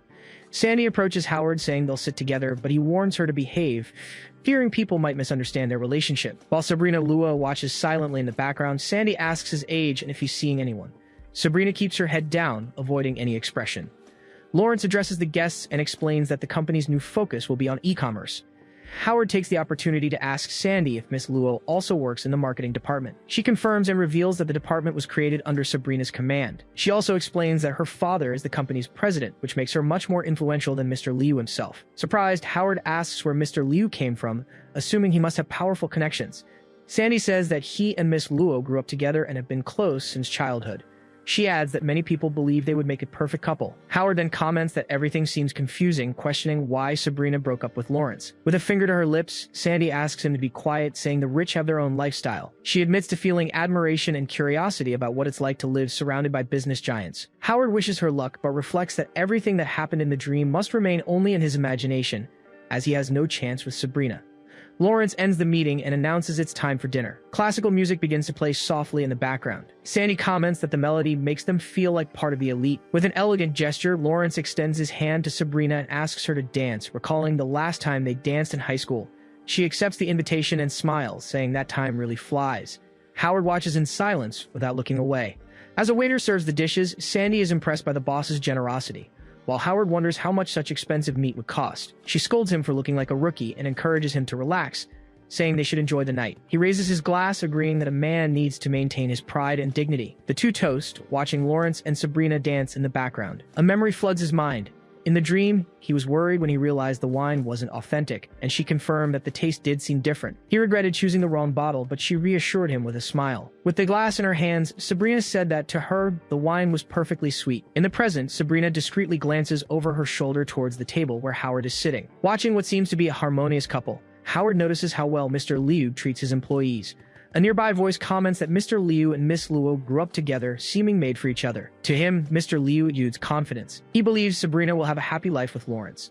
Convinced that perhaps this is for the best, he distractedly touches the hot plate. He immediately pulls his hand back, feeling the heat. Sandy calls him clumsy, reminding him that the boss had warned the food was freshly prepared. She tells him not to move, as she will take care of the injury herself. A little water is poured over his hand. Pouring more water from a bottle, Sandy says it's not serious and tells him to act like an adult.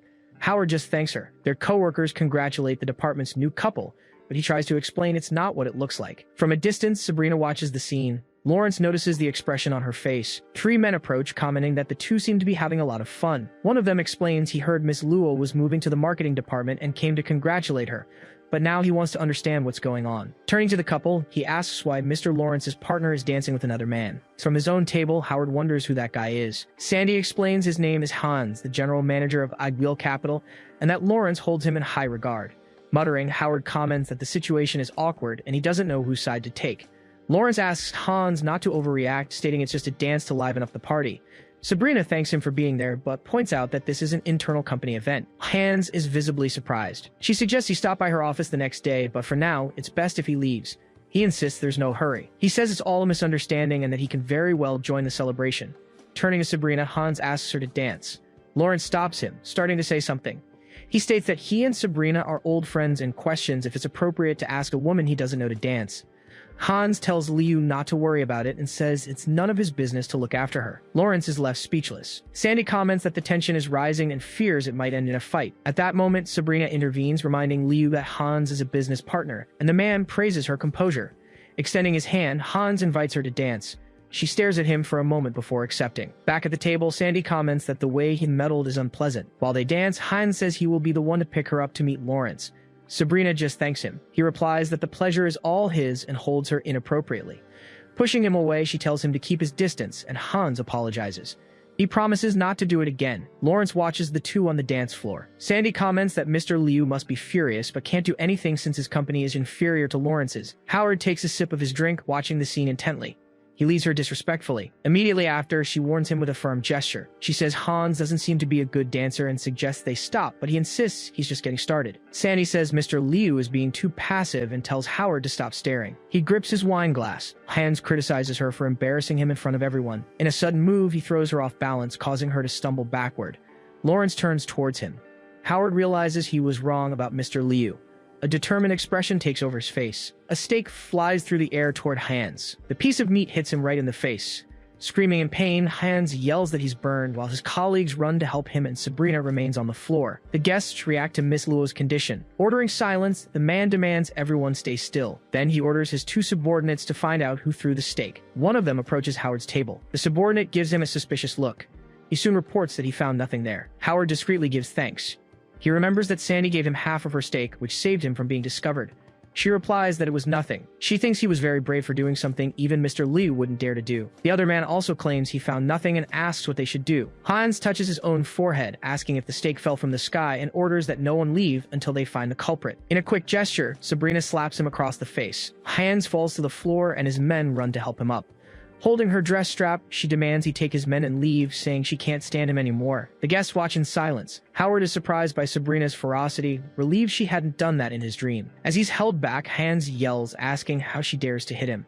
Lauren steps up beside her, saying that being polite doesn't give him the right to disrespect her, and threatens to call the police. One of the men tries to calm his boss, who just grumbles. Then, the subordinate whispers something in his ear. Hans says there's no need to call the police, says goodbye to Miss Luo, and leaves with his men. Lawrence questions the sudden exit, but Sabrina just says she's going to get changed. Howard watches the two walk away and thinks the party is finally over. The night, however, is still far from over. Turning to Sandy, he asks what's wrong. She asks him to call her by her first name and points to the table full of bottles, commenting that they ordered way too much to drink. She concludes that she's found a man more charming than Mr. Liu and decides she's going to win him over tonight. Howard tells her not to rush, blaming Hans for being a buzzkill, but admits he's not a good drinker. Despair washes over him as he remembers he only has $400 on his card and his salary only comes in next week. Realizing he's a tough nut to crack, she decides to prepare for the challenge. Sandy then proposes that for every 3 glasses she drinks, he must drink 1. Howard accepts the deal, determined to get her drunk as quickly as possible with less food and more beer. The clock strikes 1 in the morning. He tries to wake up Sandy, who is completely passed out. Holding her in his arms, he asks where she lives. Drunk, she suddenly stands up and yells that she lives in the far west desert. Immediately after, she lets out a belch. Howard warns her to be careful not to fall, but she loses her balance and collapses right on top of him. Yelling, he tells her to get off, saying it's inappropriate and everyone is watching. In response, she just kept coming forward. Without stopping, she keeps coming. Just then, a waiter informs them the restaurant is about to close and hands him the bill. Howard takes the small piece of paper. He stares at the total charge. The amount is exactly $400. Later, the two arrive at an apartment building. Howard helps her up a dark staircase and she asks where he's taking her.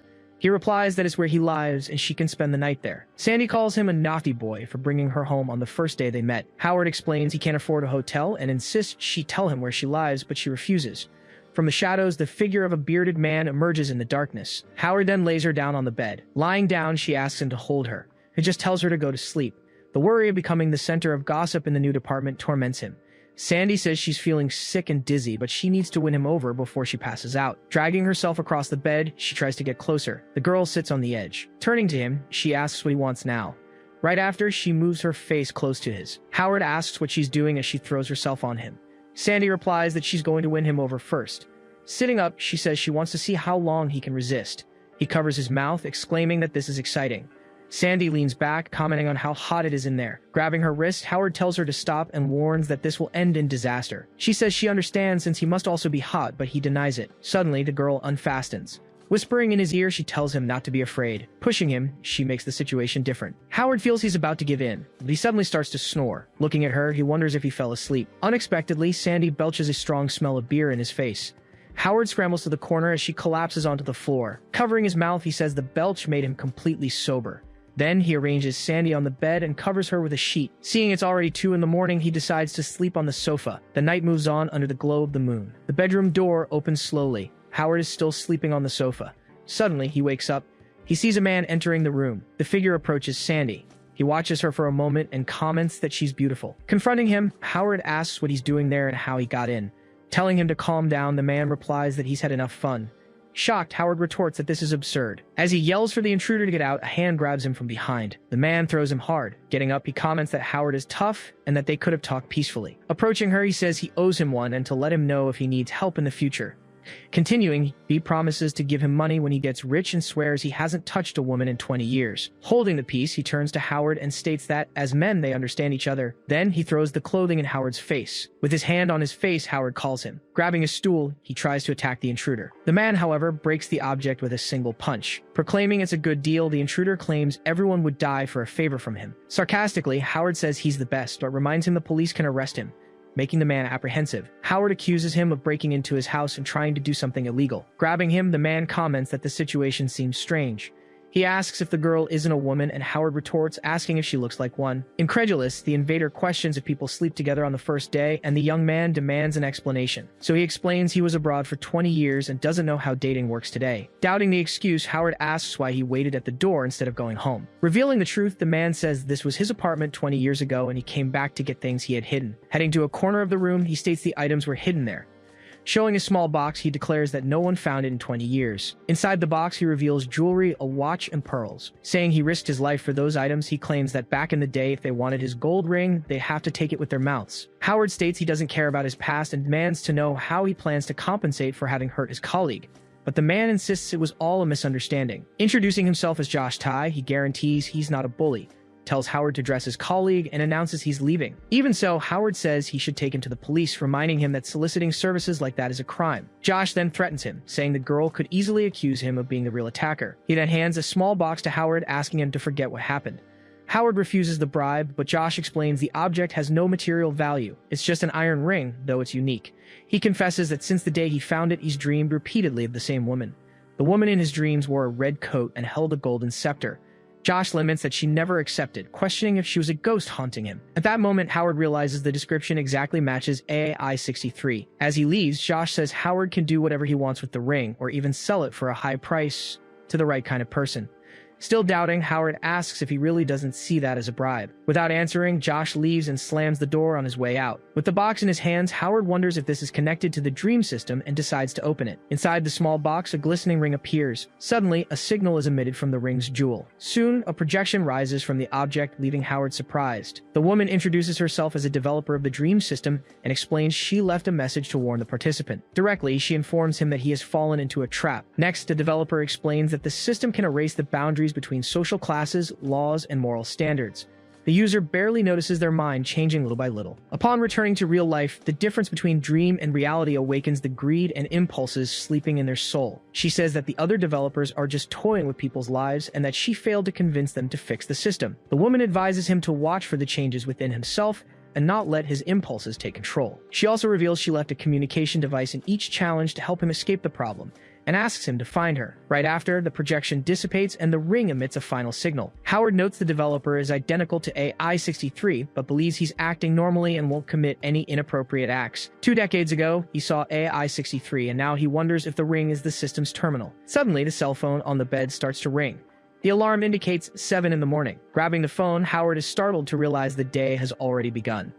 Beside him, Sandy wakes up with a soft yawn. Sitting up in bed, Sandy runs her hand through her hair. Suddenly, a scream echoes through the building. Sometime later, Howard and Sandy are walking down the street arm in arm. A vendor comments that he now understands why he refused his offer, and because they find the couple so adorable, breakfast will be on the house. With a shy smile, Sandy says she didn't know Howard was interested in her and apologizes for not noticing sooner. In silence, he wonders why this is happening to him. Soon, the two arrive at the Grand Glory Limited building. They enter the office while their colleagues comment on the scene, laughing. 2 men recall that the former group leader was also interested in her and feel sorry for him. From the other side of the room, the former leader watches the scene, irritated at the sight of Howard. At that moment, the elevator reaches the first floor. As they get out, Sandy invites him to the movies, suggesting they pick a romantic film.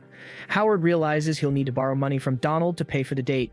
The speed of events leaves him speechless. Just then, Sabrina approaches down the hallway. The couple greets her with a good morning. She comments amused that the two seem to have advanced quite a bit in their relationship. Sandy apologizes if they caused any embarrassment. Sabrina stares at him, surprised at how quickly he acted. The atmosphere of the moment drags him into a vortex of confusion. Soon, Sandy comments that he seemed like a reserved gentleman, which is why she felt so comfortable with him last night. Quickly, Howard covers her mouth and says she doesn't need to go into detail. Sabrina clenches her fist, containing her expression. Turning to the side for a moment, she takes a deep breath. Finally, she faces the couple and says she's happy for them, but asks them to maintain discretion in the office so as not to affect the others. Slowly backing away, Sabrina leaves them alone in the hallway. With an annoyed expression, Sandy comments that Miss Luo is the worst, questioning her right to lecture them on relationships. Howard disagrees, saying she's right and they should focus on work. Immediately, Sandy lets go of his arm. Scolding him, she reminds him she's his girlfriend now and expected him to defend her. Continuing, she states that he must support her without hesitation and asks if he's ever thought about starting a family with her. He just repeats the word family, confused. Right after, Howard agrees that she's right and admits he should put their relationship above all else. Sandy hugs him and says she'll wait for him on the ground floor after work. As she embraces him, she stares at him up close without looking away. He holds her hand, returning the gesture. Once inside the elevator, she comments that she wishes he were a little more decisive. The day moves on in the office. Lawrence approaches Sabrina and notes that she's working too hard. He insists, saying he doesn't believe she's so busy she can't even eat lunch. Sabrina replies that she's not hungry as there's too much to do in the new department. But Lawrence counters, saying that since they've been friends for years, he knows when she's lying. He then suggests the real reason is anxiety. He slaps his hand on her desk, getting her attention. Then he asks if Howard is the cause of this restlessness. Sabrina stares at him in silence. Then she calmly says she doesn't know what he's talking about. At that moment, there's a knock on the door. Howard enters and informs Mr. Liu that he's organized the list. Lawrence asks him to come closer to show his work. The woman watches the interaction between the two attentively. After reviewing the papers, Lawrence praises the clear layout and concise content. Howard steps away from the desk, feeling Sabrina's gaze on him. Soon, Lawrence asks why he's looking down and what he's thinking about. The young man replies that everything is fine and he was just looking at the potted plant. The small plant in the pot catches his attention. His heart starts to beat hard. Curious, Howard asks aloud if that's a tomato plant. The atmosphere in the office becomes tense, and the three of them stare at each other. Sabrina comments that he seems to know a lot about tomatoes. He confirms, saying he knows them by heart. Suddenly, memories from a dream surface. The fight for one last tomato to survive. She then asks him if he's seen plants like that somewhere else. Howard just answers yes. He hesitates for a moment before continuing. A memory of Mr. Wang appears, talking about men who delude themselves with women out of their reach. Then, the image of AI-63 appears, declaring the game is over. The developer's voice echoes, warning him to watch for the changes in himself and not be dominated by impulses. Soon, Sandy appears in his mind, reminding him she's his girlfriend now. Finally, the image of Sabrina in the snow envelops him as his heart races. He hesitates a moment before answering. Then he says he's seen tomato plants like that in his hometown. Lawrence comments that he expected a more shocking secret, but Howard replies that tomatoes don't hide secrets. Turning to Sabrina, the boss asks why she's growing them in the office. She lowers her gaze for a moment. A shadow covers part of her face. With a slight smile, Sabrina explains she must have planted the wrong seeds and promises to change the pot the next day. Lawrence asks if that's all, and Howard confirms it is. Later, the sound of a faucet echoes in the bathroom. Howard splashes water on his face, trying to compose himself. He feels relieved to realize the real Sabrina is different from the one in the dream, but wonders why he still can't get her out of his head. In her office, Sabrina works alone, focused at her desk. She breathes a sigh of relief for having maintained her composure and avoided embarrassment. Meanwhile, in the bathroom, Howard realizes the game's developer was right and that he had been caught in a trap without noticing. Looking at his own reflection, he wonders what kind of man he would have become if he had stayed in the game. He then remembers he's just an employee, and she's the president's daughter, concluding that nothing will ever happen between them. Back in her office, Sabrina thinks about how real the dream seemed in the 180 days they spent facing trials together. Holding the pot with the small plant, she decides it's time to leave the past behind. They both reach the same conclusion. The dream is over, and they are no longer connected to each other. The workday finally comes to an end at Grand Glory Limited. Howard asks Donald for help, who transfers $2,000 and comments that his expenses have increased since he got a girlfriend. Outside the building, Sandy is waiting for him. Howard decides to take her to dinner, wanting to cheer her up. Suddenly, the former group leader approaches to talk to her. He says he's worried Sandy might be getting scammed, but she replies that she doesn't need to hear it. Howard arrives and hugs her, asking what happened. He wants to know if the man tried to bother her, but she denies it. The ex-leader states that, unlike certain people, he's honest and just wanted to warn her to stay away from hypocrites. After saying what he wanted, he turns and walks away. Howard tells her to just ignore him, reminding her that he was always a nuisance in the advertising department. Holding her hand, Howard reminds her they were still going to the movies and shopping.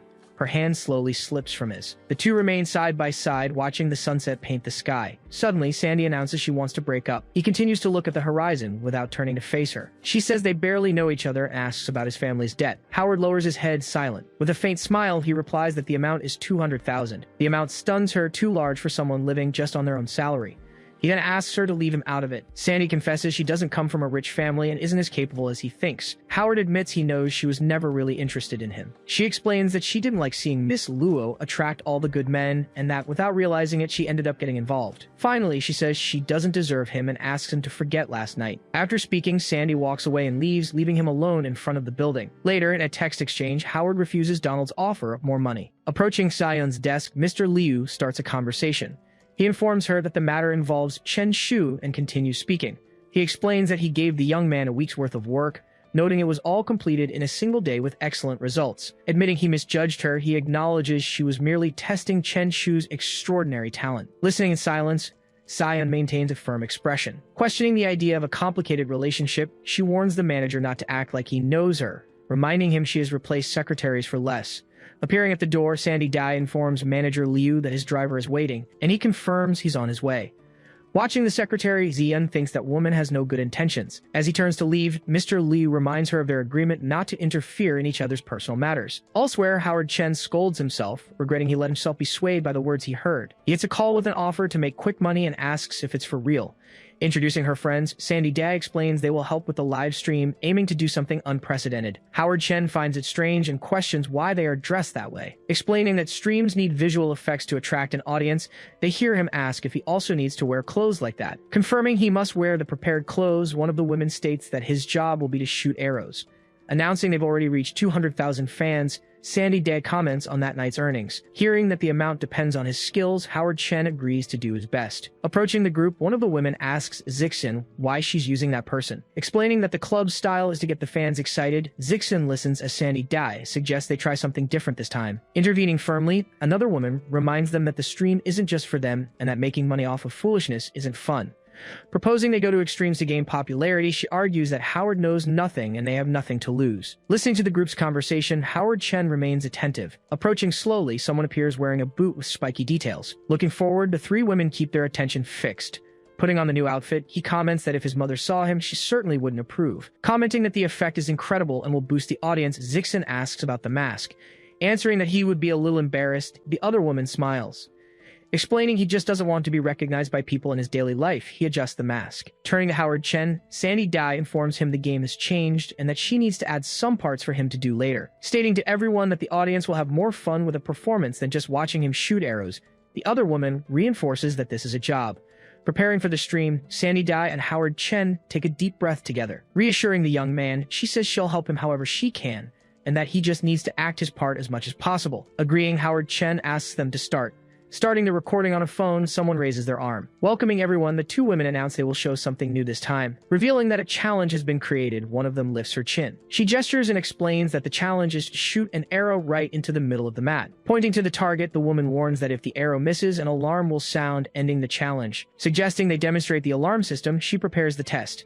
Shooting wide of the target, Zixin misses the shot on purpose and the alarm sounds instantly, showing what will happen. Announcing it's time to introduce the rookie challenger, the other woman gestures to the camera.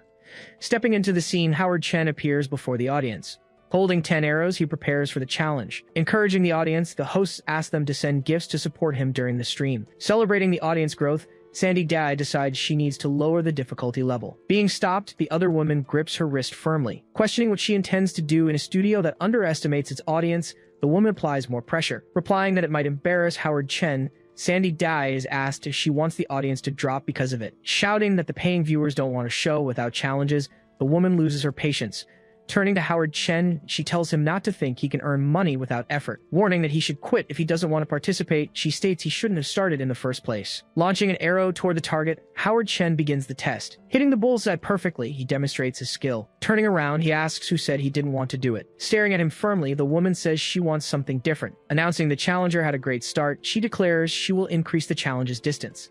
Trying to intervene, Sandy Dai explains that the international championship uses a distance of only 2 meters, but Yao Pang shouts that it's her show. Pointing at Howard Chen, Yao Pang asserts that he did it on his own. Firing 3 arrows at once, he hits them all in the center of the target. Observing the result, Yao Pang declares that he is incredible. Reaffirming her surprise, she comments again as another arrow hits the target. Noticing the significant increase in viewers, the two women exchange glances. Praising his composure, the stream calls him the definition of a real man. Realizing she needs to do something, Xiao Pang notes that he keeps hitting the target perfectly. Announcing to the audience that he has already made 6 consecutive shots from twice the championship distance, she tries to regain control. Moving even farther away, he backs up as she yells that the distance keeps increasing. Celebrating the 6th consecutive hit, the woman raises her arms for the cameras. Informing them that the audience is growing and going viral, Zixin makes the mood tense. Yelling for them to do it again, Yao Pang demands they continue. She announces the 7th hit on the target with forced enthusiasm. Reaching the door, the challenger realizes he can't go any farther. Asking the audience if he will open the door to continue, Xiao Pang tries to keep the momentum going. Falling to the floor, the arrows finally end the streak. Turning to Howard Chen, Xiao Pang asks why he's dropping the arrows. Explaining that the studio expected his performance to fail, he says he doesn't like to act and that his last 3 shots should be considered misses. Questioning why people enjoy the failure of others instead of celebrating success, he faces the cameras. Concluding that perhaps he's not cut out for this business, he says goodbye to his current look and to any future live streams. Turning around, Howard Chen walks through the door and leaves the studio. Commenting that it's over and it'll be hard to find something so viral again, Zixin asks if the sudden disappearance of comments is a bug. Xiao Pang apologizes, realizing he blamed her for her attitude before the broadcast. Looking at their phones, Zixin and Sandy Day wonder why that happened. In his room, Howard Chen answers the phone and asks who is calling. Wondering if he'd been found out after receiving the call, Howard Chen tries to calm down. Reflecting on his appearance last night, he considers it was all just for effect. Getting up, he finds breakfast on the table, black rice porridge, and other side dishes. Explaining that it's his favorite dish and that more food is coming, the older man adjusts the tray. Commenting that, at this rate, he'll earn the nickname Black Food Bro, Howard laughs at the unappealing dishes. Surprised by the reaction, the man hears the young man say they don't need to open a restaurant so soon, since the plan was for 2 days from now. Clarifying that he's still thinking about it, Howard asks the man to stay at his place for now. He emphasizes that he can eat and sleep there, stating it's better than wandering around. Later, approaching the company building, Howard Chen takes a deep breath. Surprised at the entrance, he finds the 3 women from the live stream greeting him. Asking to talk for a moment, they insist, but he refuses, saying he has work and says goodbye. Running away, he thinks he should have stayed home if he'd known they would be there. In the office, a colleague urgently calls him, informing him that Mr. Liu wants to see him immediately. Showing his phone, he explains that Shishiro has gone viral and that President Liu is very interested in him. Displaying images from the previous night's stream, the device reveals the whole situation. Realizing his appearance instantly became famous on Keelang's website, Howard Chen turns pale. The colleague explains that the site got famous because of the 7 hits, seeing the young man's despair. Entering Director Liu's office, Howard asks if the man was looking for him and has his path blocked. Questioning him about the stream, Mr. Liu wants to know why he didn't see him on camera with Dai Zixin. The director approaches while praising Keelang's site, making Howard back away. He demands the contact number for that person for a collaboration, pressing further but gets a firm response. Denying he has the contact and stating he finds that appearance unpleasant, Howard tries to end the subject. Replying that he doesn't seem to have good taste, Mr. Liu comments that Keelang has become an idol to the public. He describes the image of a cold, solitary figure, speaking of a firm stance, and the words about the last 3 throws that left everyone trembling. Insisting he get the contact number, the director claims that's how the world works, but Howard says he's not responsible for it. Offering him a promotion to assistant, Mr. Liu promises a salary increase and benefits. Promising to find the person, Howard thinks that being Keelang was great since he only had to show up without revealing his face. Sitting elsewhere, Zixin says that Chen Shu finally dislikes them, and that it's better if they don't do that for now. Arriving with Howard, Sandy Dai announces that he has something to say. Rushing towards them, Xiao Pang loses control. She grabs Howard Chen's tie and stares at him. Shouting that she didn't want to be like this, Xiao Pang admits that since no one watched her workout videos, she had the idea to change her approach to get attention. Hearing this, Zixin says his words made her realize her initial intention was just to show how hard it is to make money, but everything changed. Clasping her hand, she begins to plead. On her knees, Xiao Pang promises not to do it anymore to avoid further embarrassment, but asks for help to make money. Shaking her hand, Howard Chen accepts the request. Agreeing to do it, he leaves the 3 women satisfied. A month later, a notice on the screen announces that the Dream Games will open tomorrow. Questioning the early opening, Howard Chen admits he no longer feels drawn to it. Getting ready, he dresses as Keelang again. Acclaimed by a crowd on stage, Keelang declares that living in the real world isn't all that interesting. Greeting the fans on stage, Keelang asks who hasn't eaten yet, prompting a man in the audience to raise his hand. Holding a small cake, Sandy Dai asks what they will give him. Offering to handle it, she says she'll buy a cake for the fan. The audience immediately explodes with enthusiasm. Flying straight ahead, the cake hits the man in the face.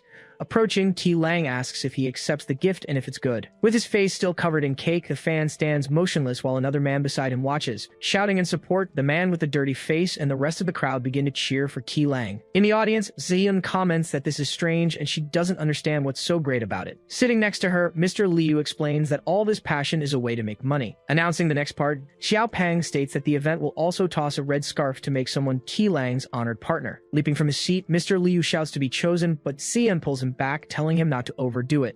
Flying through the air, the red scarf lands on her head. Seeing Jiayun covered by the scarf, the men around her stop, and someone asks who wants it. A widespread scramble begins as the men try to grab the scarf from her. Celebrating his victory, Mr. Liu holds up the scarf, while Jiayun insists she doesn't like Qi Lang. Backstage, Mr. Liu comments that Chen Shu went to the bathroom and still hasn't returned, but Qi Lang says he has already been instructed on what to do. Holding the scarf, Mr. Liu claims the object hit him on the head, and Qi Lang asks if that's true. Explaining his position, Qi Lang says he doesn't plan to sign a contract, but he is open to evaluating proposals for the use of his image. Watching silently, Xian notices her boss's confused expression. Reflecting on the situation, Howard Chen thinks that Mr. Liu doesn't seem like a kind-hearted person. Another man approaches, suggesting that since he's famous, Qi Lang should choose the Jian Feng group. But rejecting the offer, Qi Lang listens as the man claims he doesn't seem to know the group yet. Asking how much Mr. Liu offered, he promises to multiply the proposal by 5. Observing the scene, Xian thinks about the Jian Feng group's strategy of making high bids to secure larger profits. Clarifying his stance, Qi Lang tells Chief Zhu that his refusal isn't about money, leaving the man confused. He states bluntly that it's because he doesn't like him. Left speechless, the man stands frozen, while Mr. Liu and Xian try not to laugh. As Qi Lang leaves, he hears Chief Zhu shout that he will regret it, and Mr. Liu comments that the artist is quite interesting. Agreeing silently, Xian admits that her impression of him seems to have changed. The older man asks Howard Chen if he really has the money to start the business. Sitting on the sofa, he hears that he needs to pay 3 months' rent as soon as he gets the money, but Howard reassures him. Showing a card, Howard states that it should be enough. Explaining the origin of the money, he says his family started saving money on that card since he was 1 year old. Despite hardships, his parents insisted on saving for him until he turned 18. Remembering the scene, he recalls his father handing him the card and telling him to find his own way in life. Stating that the money means a lot to him, he guarantees that his decision to open a restaurant has not changed. Asking about the situation, he wants to know if the man is ready. Responding firmly, he says he can't do it, leaving Howard surprised. Regretfully, he explains that it's too late as he has already found a new job. Far away, Chief Zhu discovers from a photo that Qi Lang is actually Chen Shu. Demanding immediate action, he orders Damao to call one of his contacts. One of the men casually comments that he recently gave him an advance to handle a sensitive matter. Observing the image of Chen Shu and Sandy Dai, Chief Zhu analyzes it in silence. Declaring his conclusion, he states that this is what happens when they try to cross him. As he sinks into the water, Howard's consciousness fades away among the bubbles. Drifting toward the bottom, weakened, Howard Chen wonders if this is the end. Rewinding 15 hours before the incident, the scene focuses on Howard Chen. Suddenly, an elderly woman appears at the door. From the car, a voice calls out to him, asking what he's waiting for. Getting into the vehicle, he apologizes and explains that an old woman knocked on his door looking for someone. Mr. Liu asks if he knew the person the woman was looking for. Calmly, Howard Chen explains it was a friend from the boarding house who had moved out the previous night. Mr. Liu suggests he move closer to the company, but Howard says he'll think about it. Mr. Liu thanks him for promising a meeting. He adds that while production wasn't as expected, he was happy to see Mr. Zhao Hao's reaction. He introduces his team, his driver and secretary, whom Howard Chen will be seeing frequently. The two in the front seat greet him immediately. Returning the gesture, Howard Chen asks for everyone's cooperation in the future. Mr. Liu warns him that he'll often face tough and shrewd clients. He explains that success will come once he earns their trust. Holding a cat, a woman asks if there are any complaints. The other women in the room remain silent. Mr. Liu and Howard Chen arrive, and Mr. Liu apologizes for the delay. Sandy Dai turns at once, calling Howard Chen's name. Another woman challenges them, asking Mr. Liu why Howard Chen is in the room. He explains that he forgot to mention Howard would be his new assistant and prepares for the introduction. Making a formal introduction, Mr. Liu introduces him to Jiangxia, the CEO of the Fangdong Group. Howard Chen extends his hand to greet Ms. Jiangxia. Frozen, he watches the scene, unsure how to react. Asking the cat if it's hungry, Jiangxia completely ignores the two men. She ends the conversation saying they should stop talking business during their break. Walking away calmly, she states she can't wait to get into the hot spring, leaving Howard Chen confused. Mr. Liu tells him to relax, explaining that's just how she is. He lays out the situation. The Fangdong Group has China's largest e-commerce platform, but artificially inflating their market price would destroy them. He adds that Xi'an, his betting headquarters, can pull it off, which is why they're short on time. He states the risk clearly. If the company's profitability doesn't meet this week's target, he's afraid they'll never see her again. The word bet catches his attention, making Howard Chen think. In her room, Sabrina Luo says she did it to break free from the ties that forced the little girl to walk the red tightrope, but that she can't choose. A man passing by the office makes a casual remark. Silently, Howard Chen wonders if this is the bet Sabrina Luo is making for her position and what the red thread signifies. Mr. Liu tells Sabrina Luo they need to speak with Ms. Jiangxia again, but she asks what else there is to discuss. Jiangxia says she has a request that she hopes will solve the problem. Explaining that only her group can promote products quickly across the country, Mr. Liu reminds them that there are only 3 days left for the bet. Dismissing her assistant, Sabrina Luo tells them they can go back to their room. Approaching the group, a man appears before them. Commenting that the farewell party seems festive, he assures them he will take Ms. Luo safely to Dufeng. Howard Chen watches the scene, studying the visitor. Mr. Liu demands to know why the deadline was moved up by 3 days. The man reveals that Sabrina Luo's father never informed them. He reveals that she is to meet Chief Dufeng tomorrow to discuss marriage and a partnership, making the atmosphere tense. Sabrina Luo decides to postpone the discussion until the next day, using the team's vacation as an excuse. Howard Chen struggles to understand the logic, wondering how a marriage could be part of a deal. Accusing him of lying, Mr. Liu states that everyone knew the Lefshi Group's finances were in jeopardy. Concluding that the parent company faces an even more serious problem, Howard Chen decides to analyze the data he has. Betting on the power of intelligence to prove her worth to her father, Sabrina Luo risks it all. If she fails this bet, she'll have to marry Dufeng to save the company. Howard Chen questions this since she's never even met the man. In disbelief, Mr. Liu says he's going to call and confirm. Sabrina Luo stops him, saying it's useless. Her father has always been like this, and she already knew. Repeating to herself that he was always this way, she tries to process the moment. A memory surfaces, a little girl behind bars. This has become her reason for living. The scene shows a masked man, free to control his own destiny, revealing the power behind the figure. Sitting outside the place where the girl is contained, the man with his second mask on the back of his neck watches in silence. Mr. Liu tells Howard Chen to go back to his room and wait, explaining that Sabrina needs some rest. The other man laughs scornfully as they walk away. He says that now she's forced to marry Mr. Dufeng, and that it's about time she helped out the old man. Turning to Howard, he comments that a woman like her really deserves this kind of treatment. The man advises him to worry about himself and deal with his own mess. Howard Chen gets a call. He answers, asking what happened. The caller informs him that they were confronted by a powerful group and have been labeled an adversary organization. A woman in an office warns not to involve the authorities, saying it could jeopardize the caller's career. Howard ends the call with a thank you. He's told that he will meet Zixin to discuss precautions. As the man points at him, he feels the tension rise. Calling him T-Lang, the man says that was just an appetizer. The man turns and warns him of the consequences of confronting him. Sitting alone by the pool, Howard Chen tries to figure out what to do. He reflects that Mr. Zhao now knows he is T-Lang and wonders what kind of revenge he'll seek. With no instructions from the studio, he realizes that both CEO Liu and director Luo are dealing with their own problems. Memories of Sabrina Luo and Mr. Zhao flood his mind, filling him with unease. Concluding he can't count on Chief Liu, Howard decides his only help will come from CEO Jiang Xia. Turning, he sees a hooded figure approaching. He asks Linko why he's there, trying to understand this new threat. The man makes his purpose clear. He was paid to neutralize a specific target. The man prepares for a fight. He apologizes to Howard Chen and announces his decision. Back to the opening scene, Howard sinks into the water, accepting his fate. A hand reaches into the water for him, and the narrative tone shifts. A message announces that the character has been created, redefining everything around him. Welcome to the second dream. Beast Invasion, an AI voice, AI-63, greets him. Howard Chen questions AI-63, asking why he's still alive and what he's doing here as he tries to make sense of the situation. She explains that players don't enter the game's program if they're defeated and asks if he's having problems in the real world. As a recent memory surfaces, Howard relives the event. A hooded man tells him he'll be spared this time, but that he needs to go to the hospital to recover. Lying on the ground, Howard is warned that if he doesn't leave the city, his colleagues, friends, and family will be in danger. Wondering why he faces so many obstacles on his path to success, he feels the weight of it all. Stared down by the hooded man, he realizes the gravity of the warning. Back in the room, Howard stands before a large door. Stating there's no going back, he says he'll get in some practice while he rests. AI-63 warns that Beast Attack is extremely difficult and he'll be defeated without the provided items.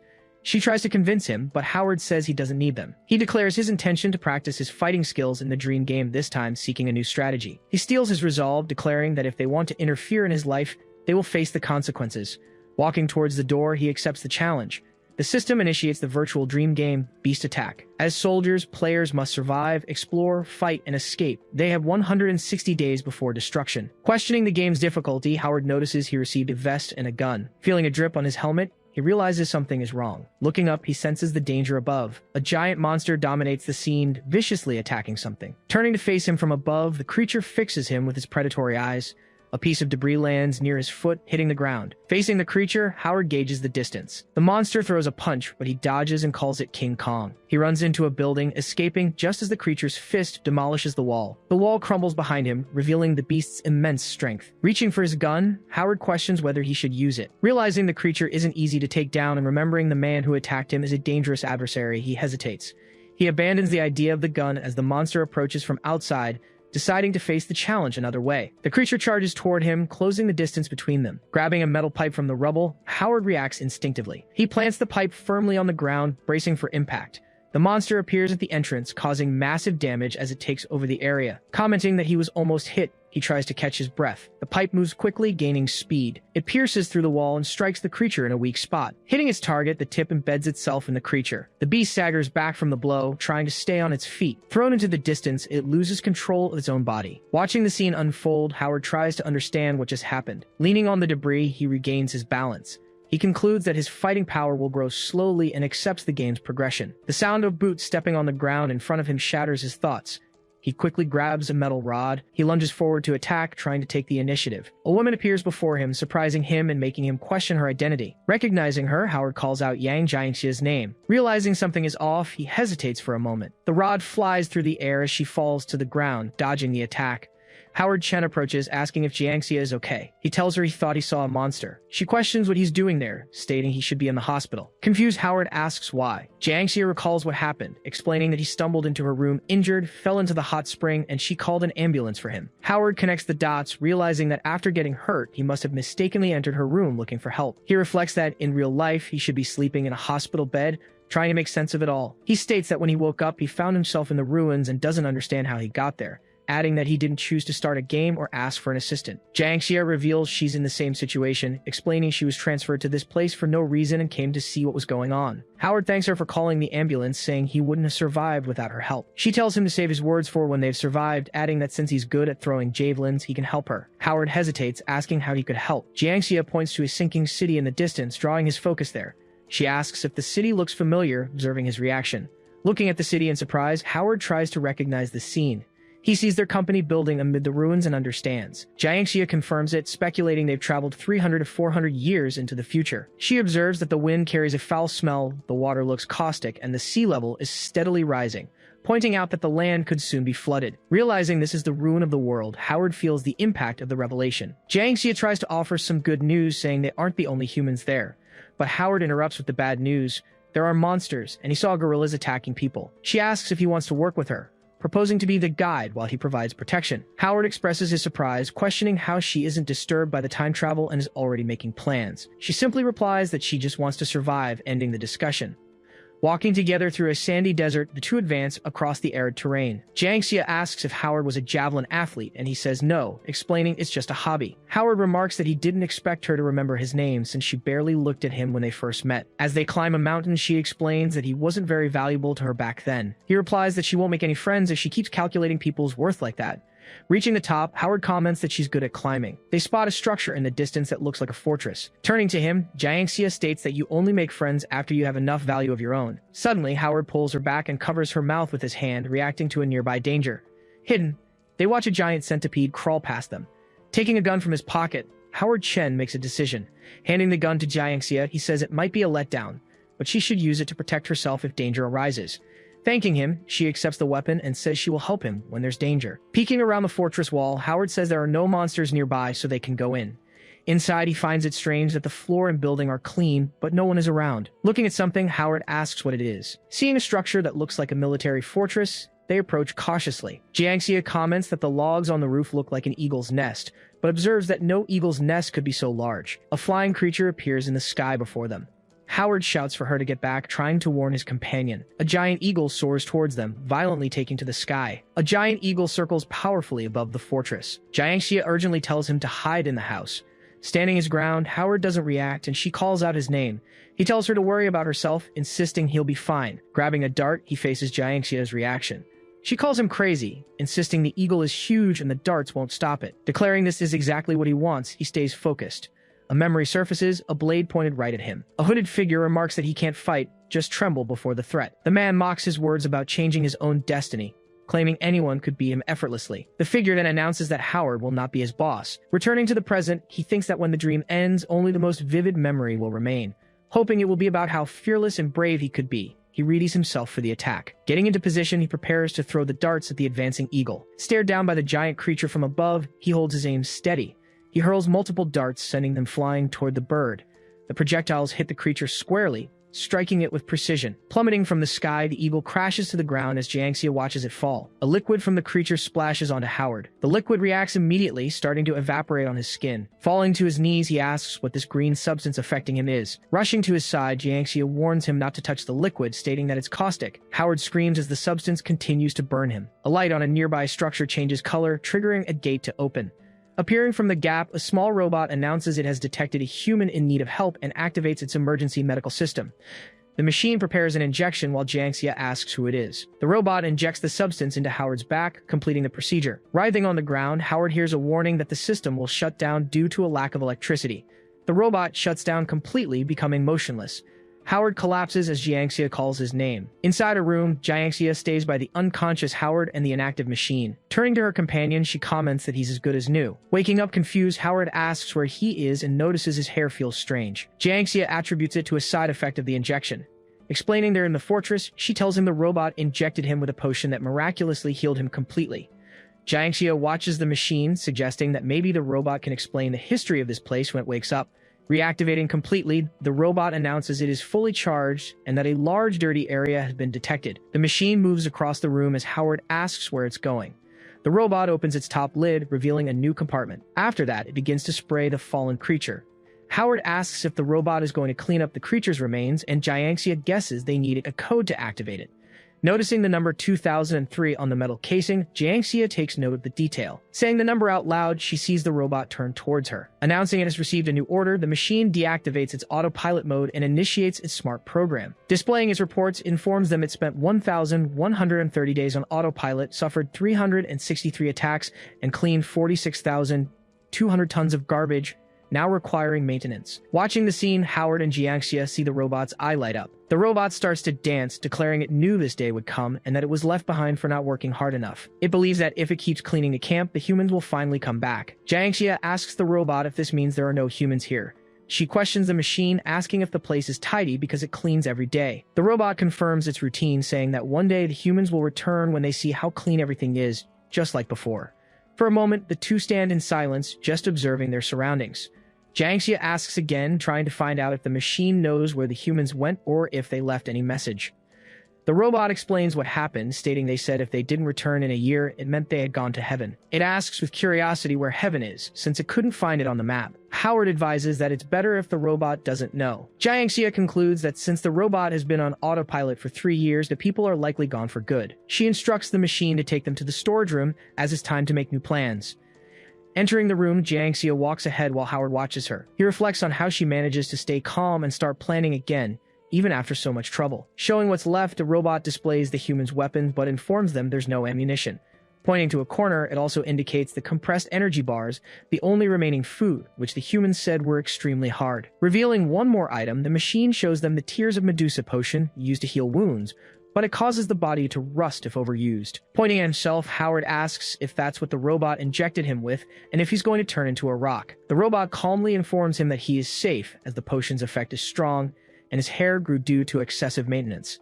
Explaining another limitation, the machine says the potion doesn't repair the nervous system, and that some humans became disabled from relying on it too much. Howard laments that the potion won't turn him into a martial arts master. The robot informs them the camp has a reservoir, prompting Jiangxia to ask for a bathroom. Jiangxia questions its routine, asking why it didn't recharge at the power center. The robot replies that without permission, it cannot use human resources. Stating that a machine is just a machine, she asks it to show them the other areas.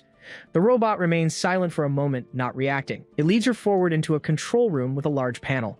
Looking at the panel, she asks what kind of language that is, saying it looks like scribbles to her. The robot hurries over, announcing it has brought the map for the master. Tripping on a scroll on the floor, it loses its balance. Falling to the floor, the machine watches the scroll fly through the air. Jiangxia asks if it's still working, and what's written in the journal. The robot explains it's a new language created so intelligent animals could understand the stories. Admitting its limitation, the machine says the language wasn't registered in its system, so it can't read the records. Picking up the journal, Jiangxia reads and her expression changes. She questions their situation, asking if they are on an isolated island. But the map reveals this is the only landmass left on the planet. The robot adds that in 179 days, the land will be flooded by an acid ocean, and to stay safe, they must remain in the shelter. Summing it all up, Jiangxia concludes they have no ammo, no food, and no rescue. All that's left is to wait for the end. Sighing, she faces reality. Tying her hair back, she asks if the humans left any clothes she could bring to Howard. Confirming there are clothes in the rooms, the machine offers to get them. Jiangxia questions it one more time, asking the robot if it knows why the humans abandoned it. It asks hesitantly if it was because it didn't work hard enough. Standing over the fallen robot, she looks down at it. Coldly, Jiangxia explains it was because it failed to show how valuable it was, and she declares that she doesn't want to end up like it. The robot heads down the corridor alone. Howard finds the machine on the bathroom floor and asks what happened. It begs not to be left behind. Trying to clean the floor, the robot insists it can still work and clean. It tells the truth, stating that it wants to stay with the humans. Showing an image on its screen, it recalls how much it misses the time spent with people. Revealing other memories, it displays happy moments with children and nature on its viewer. On its screen, the machine relives a memory of two children cheering for it as it repeated its cleaning command. Failing slowly, its vision begins to distort, showing blurred images of the fortress. Wiping itself with a cloth, it pleads that it can still work. Affirming its hope, it says it doesn't know what heaven is like, but it will try to make this place cleaner than heaven itself. Adjusting one of the robot's parts, Howard examines the condition of the metal. Noting the wear, he asks how the robots were repaired, and the machine replies that there were human engineers in the maintenance room. Realizing there are no engineers, he decides to try anyway and approaches the door. As he enters the room, Jiangxia appears before him, and Howard asks why she came in. Telling him not to be shy, she says the world is about to be destroyed and hands him some new clothes she prepared. Thanking her, he asks her to put the clothes on the table. Stressing the gravity of the situation, Jiangxia says they are in very bad shape, but she assures him they still have a chance to survive. Questioning the past, she asks why humans would leave a shelter with food and a roof over their heads, even at the risk of being killed. Answering honestly, Howard says that Robot 2003 told him they were looking for some place. Pondering this, she says the world will soon collapse, and wherever they were going, they couldn't stop it unless there was something more. Listening intently, he hangs on her every word. Unless the place they were looking for could protect them from the immense destruction that was coming. Agreeing with this idea, Jiangxia states that only such a place would be worth the effort, even if it meant dying on the way. Stating that there must be useful information in the records, she says she needs time to decipher the codes, leaving Howard surprised by her determination. Looking at the map, Jiangxia comments that the sea level is rising and that the monsters will continue to gather, putting them in danger. Expressing her hope, she says they can continue working as a team until they get help. Proposing her strategy, Jiangxia says she'll research how to escape while Howard keeps them safe, surprising him with her attitude. Agreeing, he remembers that she saved his life. Looking to the side, Howard takes a deep breath. Asking himself, Howard wonders if she carries a gun with her. Realizing she does, he questions if that's a common habit among survivors. Explaining her intention, Jiangxia says she thought she might have to use special methods to calm him down, but now she's relieved to see how composed he is. Expanding on the idea, she states that in a life-or-death moment, a mental breakdown would destroy any chance of survival. Not quite understanding, Howard just stares at her. Realizing the situation, he understands she planned to calm him down with the gun. Recalling a warning about Jiangxia being a powerful and astute woman, he concludes that she sees the big picture before telling the robot he has something to do. Leaving the bathroom, he walks away. Alone, Jiangxia reflects that Howard is an ordinary person still bound by morality, which is good, as she has no time to waste on him. Announcing its status, the robot says it's feeling much better and its acoustic generator can now function normally. Questioning the machine's attitude, Howard asks why it didn't say a word when Jiangxia was with them, and the robot replies that it can't understand the subtext in human languages. Stating his boundaries, Howard says Jiangxia can do whatever she wants, as long as she doesn't interfere with his training to face the creatures. Questioning his mission, the robot asks about attacking the mutant animals, warning that it's dangerous. Saying he has no other choice, Howard explains that in another world, he also lived through a time of destruction. Continuing the memory, he recounts how the mutant animals there nearly took his life. Remembering the past, Howard thinks about how the conflict wouldn't stop unless the waves of destruction disappeared. Venting, he says he traded everything he had for an achievement that was effortlessly destroyed by someone else. Affirming his conviction, he says that for him, true defeat is surrendering and running away, and that he must persevere. Asking naively, the machine wants to know if the other world is the heaven where humans went, and Howard questions why it always thinks about that. Explaining his view, Howard says that for him, heaven is his home, a place with safety, loyalty, and warmth. Concluding his faith, he states that if he can overcome this challenge, he can save his home. Saying it understands, the robot comments that heaven is amazing, and it's no wonder all the humans went there. Offering to help, the machine says it would love to assist him in saving his heaven. Agreeing, Howard states that he'll need it to heal him when he gets injured, and asks to be called by his name. Surprised, the machine reacts, as only humans call each other by their names. On the second day, Jiangxia bites into a hard energy bar. Analyzing the panel, she comments that the welding is typical of Howard's work. With new armor, the robot proves to be tough and durable, repeating its command to clean up the mess. Asking the robot, Howard Chen wants to know if those are the giant bolts it mentioned. Questioning the reason, he asks why they would have so many in storage. Explaining their use, the robot says that without ammunition, They used the bolts to ward off monsters, but the device was abandoned when the environment worsened. Commenting that the story is sad, Howard observes everything as Jiangxia sees them and asks if he's heading out. Confirming, he reminds her that their deal was for him to defeat the monsters. Saying that's unnecessary, Jiangxia claims the records show there were already 1 million beasts 3 years ago and that their task is to keep the camp safe. Responding firmly, Howard says he only has 180 days and doesn't want to wait for the monsters to find him. Questioning his decision, she asks why he's creating trouble for himself. Recalling the danger, Jiangxia mentions the animal's caustic fluid and a 2-story tall chimpanzee she saw. Stressing the severity, she says they can't afford any mistakes and must conserve their strength until she finds the sanctuary. Challenging her words, Howard asks if she's trying to tell him what to do in his own world. Remembering the past, he thinks about how he was almost helpless in a bed, with people trying to attack him, and affirms that he needs to get stronger as fast as possible. Clarifying his boundaries, he says he agreed to look after her out of gratitude, but that doesn't give her the right to interfere with his work, and she can leave if she wants. Watching him in silence for a moment, Jiangxia just stares. Saying she was just worried about his safety, she wishes him a good trip. Stating his frustration, Howard says that talking to an NPC is pointless and prepares to leave with Robot 2003, which repeats its cleaning command. Reflecting alone, Jiangxia concludes she was wrong about Howard, as he doesn't behave like a mediocre man, and she wonders what's going on in his mind. Questioning his sanity, she doesn't notice the giant snake approaching from behind. Turning around, she sees the massive creature. Hearing a voice that questions her worth, she screams for it to shut up and tries to run away. Calling for her to join them, the voices echo as skeletal hands surround her in the darkness. Observing the scene, a shadowy figure watches her as she ties up her hair. Returning to reality, she takes a deep breath and composes herself atop the fortress. Deciding on her strategy, she understands she needs to develop a friendly relationship with Howard, as she won't survive if she tries to go to the sanctuary alone. Commenting on his behavior, the robot says Howard's tone is different, and he replies that if he had been tougher in the past, he wouldn't have let them threaten him. Explaining his mistake, Howard says that after the previous dream, he thought all people were good. In a memory, a woman is told that the person she was looking for had already left the night before. Recounting the past, the woman says Josh Tai fought to save her life and asks them to convince him to leave the dangerous groups now that he's out of prison. Deciding his stance, Howard affirms that whether in a dream or in real life, he should no longer have fantasies about human nature or salvation. In another memory, the hooded man mocks him for not fighting back and questions if he thinks he's a god. Questioning his value, the hooded man asks if Howard is rich or powerful and what he could offer to make him work for him. Stating his view, Howard says that saving lives is a hero's job, something he can do without, and that most people are barely decent. Repeating its limitation, the machine again says it's a human language it can't understand. Encountering new obstacles, they come across 2 giant, multi-headed wolves in their path. Identifying the threat, the robot says they are ferocious mutant wolves, but Howard states they are exactly what he wanted and that it's time to work. Warning him of the risk, the machine says the wolves' combat score is higher than his. Preparing for battle, Howard holds one of his darts. Joining forces, his former deer-headed self joins him. Running side by side, his new deer-headed persona charges into battle. Advancing ferociously, one of the giant beasts lunges to attack. Without wasting a moment, Howard strikes one of the wolves. Fighting a pack of mutant wolves, Howard Chen attacks one and takes down another. With some effort, he forces the wolf's jaw shut. Bracing himself, he struggles to block a direct hit from another wolf. With a final move, he immobilizes the creature's head. Pinning the animal down, Howard finally neutralizes it. His hand injured in the process, he calls for Robot 2003. Sitting on the ground, he listens as the robot explains that the fluid from the pustules is caustic, and that fighting bare-handed is part of his training. Spotting a tent in the distance, Robot 2003 wonders why one of the shelter's tents would be out here. Lifting the tent flap, Howard finds a box that the robot also identifies as belonging to the shelter. Opening the box, he finds a container marked with a symbol and asks what it means. Robot 2003 announces they are wheat seeds, pointing to the symbol for the wheat shelter.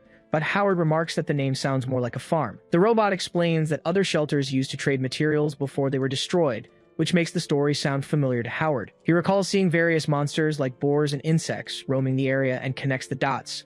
Seeing the destroyed camp with monsters guarding a box, the scene looks like an expedition quest. Realizing the pattern, Howard understands his situation is like a typical survival game where players have to craft items and explore. He asks Robot 2003 if the environment is suitable for agriculture and gets the answer that soil can be produced from rocks. The robot also explains it can use animal waste and monster ashes to create fertilizer. Suggesting they use the body of a giant bird from the shelter to start planting at night, Howard tries to get a head start. Robot 2003 says it would love to farm, but points out that the ocean of corrosion will affect the plants.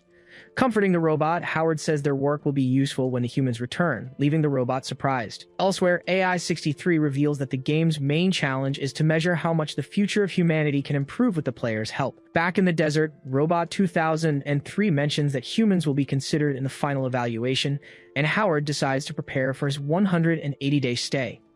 Agreeing with the idea, the robot states that if the shelter returns to how it was, the humans will come back. Recalling the past, it describes the shelter as a peaceful place, something humans wouldn't just abandon. Staring at his companion, Howard simply asks if this place was once a home. Looking out at the desert together, they repeat the word home. At dusk, Howard charges a giant spider and strikes it. Falling to the ground, he quickly grabs a rock to continue the attack. He relentlessly strikes the creature with the rock until a screen displays the number 70. Receiving a notification that his combat score has dropped, he listens as the robot explains it's calculated based on the monster's strength and the combat status.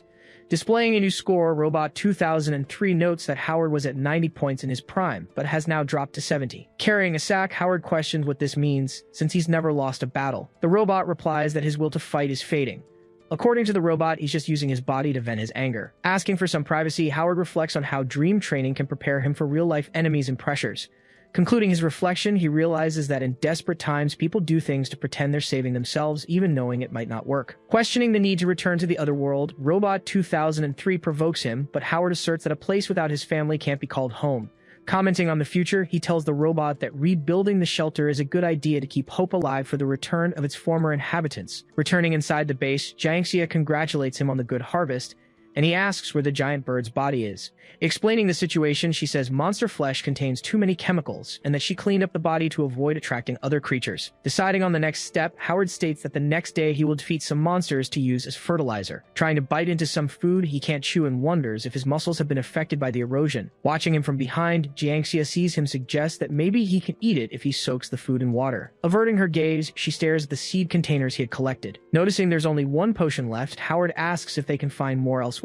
Robot 2003 suggests exploring a safer shelter, getting support from Jiangxia, who agrees he needs to prepare for a supply run. Later, his name echoes in her voice as she stares at a bowl of noodles. Explaining she cooked with the grains he brought back since he seemed to be having trouble chewing, Jiangxia tells him to eat while it's hot. Turning to her, Howard asks if she used all the seeds he found. Replying calmly, Jiangxia says she didn't use all of them, as she ground some up and saved them as powder. Sitting in silence next to Robot 2003, Howard avoids dragging out the conversation. Questioning if he really planned to plant the seeds, Jiangxia explains that the environment isn't suitable and the land will soon be flooded. Remarking that he didn't expect her to waste the seeds so quickly, Howard states he's used to dealing with problems. Advising her not to make decisions on her own next time, he tells her to eat the noodles without the robot seeing. Remaining motionless, Jiangxia just stares at him seriously. Continuing to watch him, she observes the moment Howard comforts Robot 2003. On the third day, Howard prepares 3 vials of potion for the trip. Remarking that the potions will be enough for an emergency, he hears the robot remind him that his safety comes first. As he is about to leave, Jiangxia calls him over to talk. He turns and asks what she wants to say. Saying the records contain instructions on robots, Jiangxia states she could try to upgrade Robot 2003, since she understands electronics. Turning around completely, Howard questions if upgrading the robot would actually work. With her eyes closed, she replies that regardless of success, they need to stop suffering more losses. Continuing her explanation, Jiangxia says the robot is old, and if it fails, she can at least extract the data before the chip breaks. Arguing that 2003 has always been loyal, Howard hears Jiangxia reply that it's just a machine and she's trying to make the most of it. With a firm tone, she asks if Howard truly sees it as a friend. Replying that he hates her sarcastic tone, Howard questions if showing sympathy makes him less of a man. Adding that he's even considered befriending a tiger, he hears Jiangxia state that a real machine only focuses on the result. Walking away, he says they have different opinions and should talk less to avoid arguments. Watching him leave, Jiangxia thinks his downfall is near and that he's irrational for not focusing on survival. Grabbed by shadowy hands, she realizes the episodes are becoming more frequent. Outside, Howard and Robot 2003 spot birds of prey, and he wonders why they haven't been attacked yet. Explaining they are scavengers and won't get angry if they stay away from their nests, the robot makes him decide they need to clear the nest on the roof. Telling Howard that the ocean of erosion spread because humans used to fight a lot, Robot 2003 asks him and Jiangxia to stop fighting. Asking what people fought over, Howard realizes there's a hidden story behind this dream. The robot explains that people with different powers negotiated and argued, but did nothing while the erosion expanded, exposing their failure. Admitting he didn't think much about it, Howard says he got carried away while talking to Jiangxia. Summing up the root cause of the disputes, he comments that an excessive focus on differences makes some people impose their opinions and label others, Stating that he won't hold a grudge against a virtual NPC, he says he knows how to recognize when it's just a game. Approaching a vast area of undergrowth stirring in the wind, he walks alongside the robot. Hurrying him along, Robot 2003 reminds him that the day's task is to explore the abandoned camps, but Howard hesitates. Spotting a truck with a giant creature on top, he comments that there seems to be something interesting inside. Questioning if he's serious about approaching that scene, the robot shows concern. Warning that it's a ruler-class beast, one of the region's top predators, the robot says they would need heavy equipment to defeat it. Replying that he won't fight it alone, Howard states they need to play like experienced gamers, starting by not leaving the area and saving their progress. Informing him that it doesn't have an F5 key, the robot assures him that it's with him. Lighting a fire to get the creature's attention, Howard watches as it turns toward the flames. The creature roars loudly, distracted, while he takes the opportunity to start driving the truck away. Opening the back door of the truck, he discovers they've secured a makeshift shelter. A worn-out truck stands idle in the desert, its back door is wide open. Inside, Howard Chen assesses the supplies. He finds honey, a musical instrument, a toolbox, and substances that could be turned into explosives. He finds a crystal in a container and realizes it seems to be the most valuable item of all. Seeing a symbol on a device, he understands the eggs can be thawed and hatched, so he decides to take the important items. The crystal's container is too heavy, so he opens it to take just the gem, thinking Robot 2003 might get tired. But as he touches the gem, it reacts to the sand on his fingers. The crystal then throws him backward with a sudden jolt. Thrown out of the truck, Howard hits the ground. The entire truck is then violently launched into the air. The robot warns him to be careful, just as the giant creature hears the noise. Grabbing a cloth, Howard runs away from the monster. Hiding in a crevice, he stays out of reach of the creature's tongue. Plummeting from the sky, the truck crashes into the mountain. The impact causes a huge explosion at the point of collision, and a rock slide begins to sweep down the mountainside. Amidst the flow of debris, Howard slides down the slope as the creature stumbles. The monster struggles to climb the cliff face to escape while the young man continues to fall. Clinging to a crack in the rock, Howard states he would have been defeated if he'd fallen into the ocean of erosion. Looking aside with a determined expression, he regains his focus. Watching the creature, which has also clung to the slope, he wonders what it will do. Seeing the sacs on the monster's body begin to swell, he prepares to react. Then the creature shoots a jet of a substance from the sacs on its shoulders. As Robot 2003 yells for Howard to hold on, a cloud rushes toward him. Shielding himself with an object, he endures the impact of the attack and the falling debris. Howard then injects the contents of the vials into his leg. A large plume of smoke rises from the cliff, and the creature watches the result. After that, the creature simply turns and leaves. On the fourth day, Robot 2003 watches over a campfire inside a cave. The young man finally gets up, and the small robot announces that he's awake. Remarking that Howard survived the collapse and that it has never seen a human with such willpower, the robot shows its admiration. Downplaying the event, Howard claims to be an experienced player in risky situations, but admits that being hit by the substance was the worst experience ever. Asking about the red gem that exploded, Robot 2003 listens as the young man explains it must have been a very valuable energy core. Clarifying that rubbing it with sand releases energy and that a strong impact would make it explode, the robot says it's just like the core from their shelter. Asking if Howard didn't see a dust-proof device near it, the robot tries to understand the mistake. Asking the robot to tell him what else he needs to know to avoid another explosion, the young man hears the machine warn of a new imminent danger. Revealing that his human companion was marked by the giant creature's substance, the robot says he must prepare for unexpected attacks. Howard looks at the mark on his back, realizing it's a signal and that part of his skin looks burned. Noticing the numbness in his left hand, he uses only his right to touch his chest. Sitting by the fire, he remembers the box of eggs and asks the robot if it still exists. Confirming the eggs are safe, Robot 2003 reports they are still incubating at the ideal temperature. Then the small machine opens its compartment and releases the eggs onto the cave floor. Howard asks if the robot's shelter also produced eggs, and it confirms they raised chickens, ducks, and other animals. Recalling the mountains, the machine remembers the shepherds tending to their sheep. Holding an egg, he remarks that he hasn't forgotten that time either and misses the rooster crowing in his old village. But he remembers that as he grew up, the way back home became frightening, and he had to forget what happened. Finding it strange that fear and longing appear at the same time, Robot 2003 questions this, since Howard had said home was a paradise. Howard agrees and admits he also wants to go home to find his father. He'd like to tell his dad to stop working because he's rich now and has paid off the family's debts. But looking at the egg, he laments that he can't say that. He also wanted to tell his mom not to blame herself for the debts because now he has a boyfriend and a family. And in fact, he realizes he really can't say any of that to them. Howard explains that his parents blamed themselves for the debt and a word of comfort would only make them feel more guilty. His real fear was that his parents would open the hospital emergency room door and see him in critical condition. He reveals that he always thought of that incident as a sharp knife for both him and his parents. They both remain silent before the campfire in a cave. Robot 2003 then calls him by name and asks if he wants a hug. as the children at the shelter used to do that when they were sad. But Howard says he's not a child and that as an adult, he's resistant to their stress. Leaning on his robotic companion, he comments that his greatest advantage in this dream game is that there isn't a single human. Howard continues explaining that being heard complaining is a social disgrace and that many people who hide their grievances need a hug. Asking if the eggs can hatch in the incubator, he gets a yes from the robot, but is told they need to add sand so they don't break.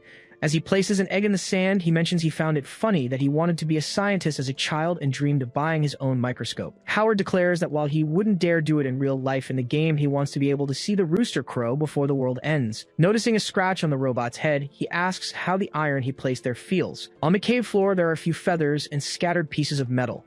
Robot 2003 explains that iron scavengers attacked it while it slept, and it scared them off with fire, damaging them as they fled. Howard thanks it for the information, acknowledging that his companion fought a fierce battle. Robot 2003 says it still can't believe what happened, as its greatest wish to see humans again was fulfilled and it found hope. Reflecting that humans always lie, it notes they promise to return and don't, but in the end, it was a human who saved it. Howard listens in silence as he looks back. Turning to the robot, he admits he doesn't know what to say to an NPC. The machine suggests that for now, Howard can treat it like his family, just as it was in the previous shelter. Surprise, Robot 2003 repeats the word family and declares it has never had a family member before. Howard places a hand on its head as they approach a path, stating that this is the trail to the monster's lair. In the distance, a giant furry creature stands in the middle of the canyon. The robot explains that's the Hulk, another ruling class monster likely drawn by the sound of yesterday's explosion. Howard wonders how the giant lizard will react to its territory being invaded, and the machine predicts a fierce battle will ensue. Realizing that while the monsters fight, they'll be safe to grab the energy core, he hears his companion reveal that it's as powerful as a nuclear bomb. Howard is startled by the comparison, but soon sees the situation as a chance to solve two problems at once. Birds fly over a wall where a figure lies on the ground. One of the birds lies near an opening in the wall. Howard peeks from behind the wall. Outside the shelter, a bonfire is lit. Suddenly, a spear flies out and embeds itself in the wall right next to him. Then the weapon explodes, and Robot 2003 shouts his name. Jiangxia peeks around the same corner of the wall. Entering the area with her bow, she asks if he's okay. Inside the shelter, she explains that she made preparations during the 2 days he was gone. Howard complains that she almost hit him. He asks if she was the one who dealt with the birds and their nest, waiting for an answer. Jiangxia explains that the eagles kept attacking, the weapon wasn't working, and she found other uses for the power core in the manual. Using the facility to cut pieces from the core, she turned everything into weapons. Even though she's practiced archery, she admits she still gets nervous using the weapon. Howard praises her, saying she's amazing and must have a very high IQ. After that, he asks her for some seeds from the power core, as he needs to leave again soon. Jiangxia grabs his arm and asks him to stay for a few more days. Revealing she found a clue about a place called Under the Moon, she states that the humans probably fled there. But Howard warns her they won't make it there, as a giant lizard is chasing him and could destroy the shelter at any moment. Holding an energy seed, he instructs Jiangxia to use everything she has and wait, as he will deal with the lizard himself. Appearing beside them, Robot 2003 announces it needs to recharge and transfer the eggs to the incubator in the basement. Howard then asks Jiangxia to take care of the eggs he got on his hunt, since the shelter has an incubator. She agrees to look after the eggs, saying she likes small animals and that he can leave everything to her. He then asks her if anything strange happened in the last 2 days, commenting that she seems different. Jiangxia replies that she's just changed a little and he doesn't need to worry, leaving him silent. Outside, Howard examines the explosive spear, but wonders if just 4 energy cores will be enough. Asking Robot 2003 if any lizards have been detected, he hears the reply that there are no monsters nearby. The small robot explains that its radar was used to find lost animals and its range is very limited. Suddenly, the structure begins to shake and pieces of the ceiling crumble down around Howard and the robot. He wonders if it's the lizard, but Robot 2003 insists that the radar can't find any monsters. Jiangxia appears and tells them not to panic, revealing the problem is a leak in the power room. Robot 2003 assures them it's just a temporary power outage and it will fix it as soon as possible, but it's worried about the eggs. Howard warns that the eggs in the incubator could spoil if the temperature isn't corrected in time. Finding the entrance blocked by a large rock, they decide to move it to get through. Inside the incubator, the indicator lights on the eggs begin to fail. Jiangxia appears, announcing the power system is fixed, and immediately asks about the eggs. Howard informs her that only one will be able to hatch, as the others didn't make it. Robot 2003 looks at the incubator, where only 1 egg has survived. Howard remains silent for a moment. Then he asks the robot to place the remaining egg in its own incubator, and they leave. Jiangxia questions the safety of leaving the robot to care for the only life that's left. He reassures her, saying it was a small accident and that she'll be able to hold the animals when they're born. Howard then decides to leave the egg with Robot 2003 because to him, It wasn't just an egg, it was hope. Jiang Xia reacts with displeasure. Confronting him, she says that machines don't have emotions and he's being weird for talking about life with them, demanding the egg back. But Howard says no and states that she's been acting strange, while the robot asks them not to fight. Robot 2003's radar detects the creature outside, which lets out a roar. Announcing the lizard has appeared on the monitor, it hears Howard instruct it to stay and protect the egg. But the robot refuses, saying Howard is its family, leaving the young man speechless. He agrees, but warns it to stay away from the fight as he runs outside, with the machine following him. Jiang Xia watches the scene, questioning their idea of family and thinking it's all crazy. Then, a giant tail appears and a voice asks where she thinks she's going. Running out of the shelter, Howard charges forward without looking back. Stomping thunderously, the giant creature relentlessly pursues him. Warning Robot 2003, he says they need to lure the monster into the mountains to keep it from destroying the shelter. Climbing the canyon wall, the giant lizard scrambles up after them. Realizing the situation, he understands the monster won't come down, as the area is too narrow to fight in. So he decides it's time to use the explosive he's carrying. Throwing the object, he hurls it against the canyon wall. Exploding far from the target, the charge detonates, but Howard assures the robot he did it on purpose. Calmly explaining, he says the distraction was to buy time for the other monster's movement and asks how far away it is. Reporting the data, Robot 2003 states that it has increased its speed. Roaring loudly, the lizard realizes the other one is moving at high speed and could approach at any moment. His robotic companion warns that the battlefield is near and asks what their plan is. Continuing the run, Howard states they're going to make some noise. Echoing across the field, a large explosion erupts. Observing the distant smoke, the lizard analyzes everything from the top of the cliff. Warning of the danger ahead, Robot 2003 mentions a corrosive sea and that the lizard is close. Howard replies that he'll buy time while telling his companion to turn right. Advancing through the canyon, they are pressed by the narrow terrain. Keeping up at high speed, the robot runs beside him, but the gorilla monster appears, blocking the path, and Howard greets it, saying it's still in his way. Appearing right behind, the giant lizard closes off the route, and Robot 2003 warns that they're trapped between the two. Analyzing the mountain to the right, Howard notices the rocks look quite weathered. Grabbing his spear, he instructs the robot to follow him. Roaring in unison, the two monsters face off as he charges with his spear between them and yells for them to run. Tossing an explosive behind him, he throws it as the monsters chase them through the narrow canyon. In the midst of the dust, the gorilla creature charges at the lizard. Taking cover in a hole in the wall, Howard and the robot hide, but he realizes the space is too small for them to stay there for long. Outside, the battle between the two monsters rages on. Bracing itself on the ground, the lizard faces its opponent. Throwing sand at the lizard, the gorilla then strikes it hard. From his hiding spot, Howard watches the fight and concludes that the gorilla seems to be superior. Launching a direct attack, the lizard hits the gorilla's chest, making it roar. Falling to its knees, the creature releases a substance onto the ground. Approaching its fallen opponent, the lizard advances with a predatory stance. Taking advantage of the distraction, Howard attacks the lizard with his spear, but the blow is blocked. With the weapon's tip damaged, he hurls it towards the creature's open mouth. Realizing the attack wasn't strong enough, he readies the weapon in another way. Concentrating, he prepares a new attack. Launching a projectile, Howard watches it connect with another in midair. The weapon hits the lizard's head and enters its mouth. With an internal explosion, the creature is neutralized and falls to the ground. Debris from the explosion flies past him, and Robot 2003 congratulates him on the victory. Lamenting the outcome, he comments that despite his skill, all he got from the fight was sweat. Suddenly calling out to him, Robot 2003 asks what's happening. Inside the incubator, the egg begins to move and crack. Announcing the news, the small machine reports that the egg in the incubator is about to hatch. A storm is forming in the sky, growing larger as lightning tears through the clouds. Howard asks Robot 2003 what kind of weather this is because nothing feels right. The robot identifies the phenomenon as the annual farmer typhoon, which will bring acid rain and sandstorms for the next 48 hours. The robot warns him that the disaster will arrive in 10 minutes, so Howard decides to use his last grenade to blast open a cave for shelter.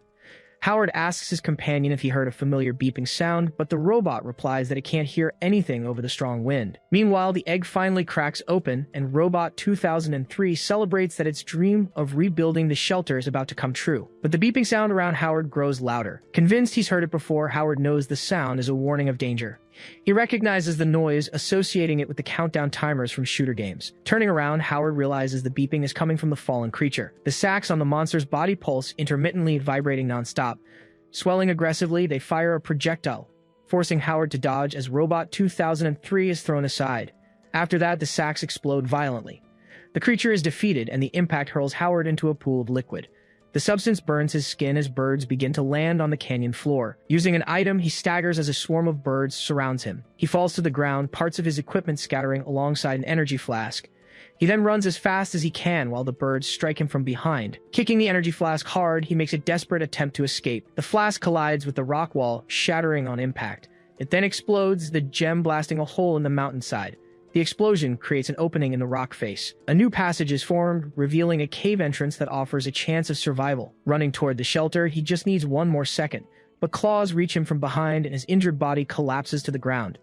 Attacked by the birds as he tries to move, he realizes his mistake only made things worse. Regretting that he wasn't smarter, he believes his time has come. The next moment, a giant bird charges at Howard, but Robot 2003 pulls him away and tells him to hang on. The small machine fires a projectile in response, as Howard, being dragged, yells for it to get away. Dragging his companion into the cave, the robot positions itself to block the entrance.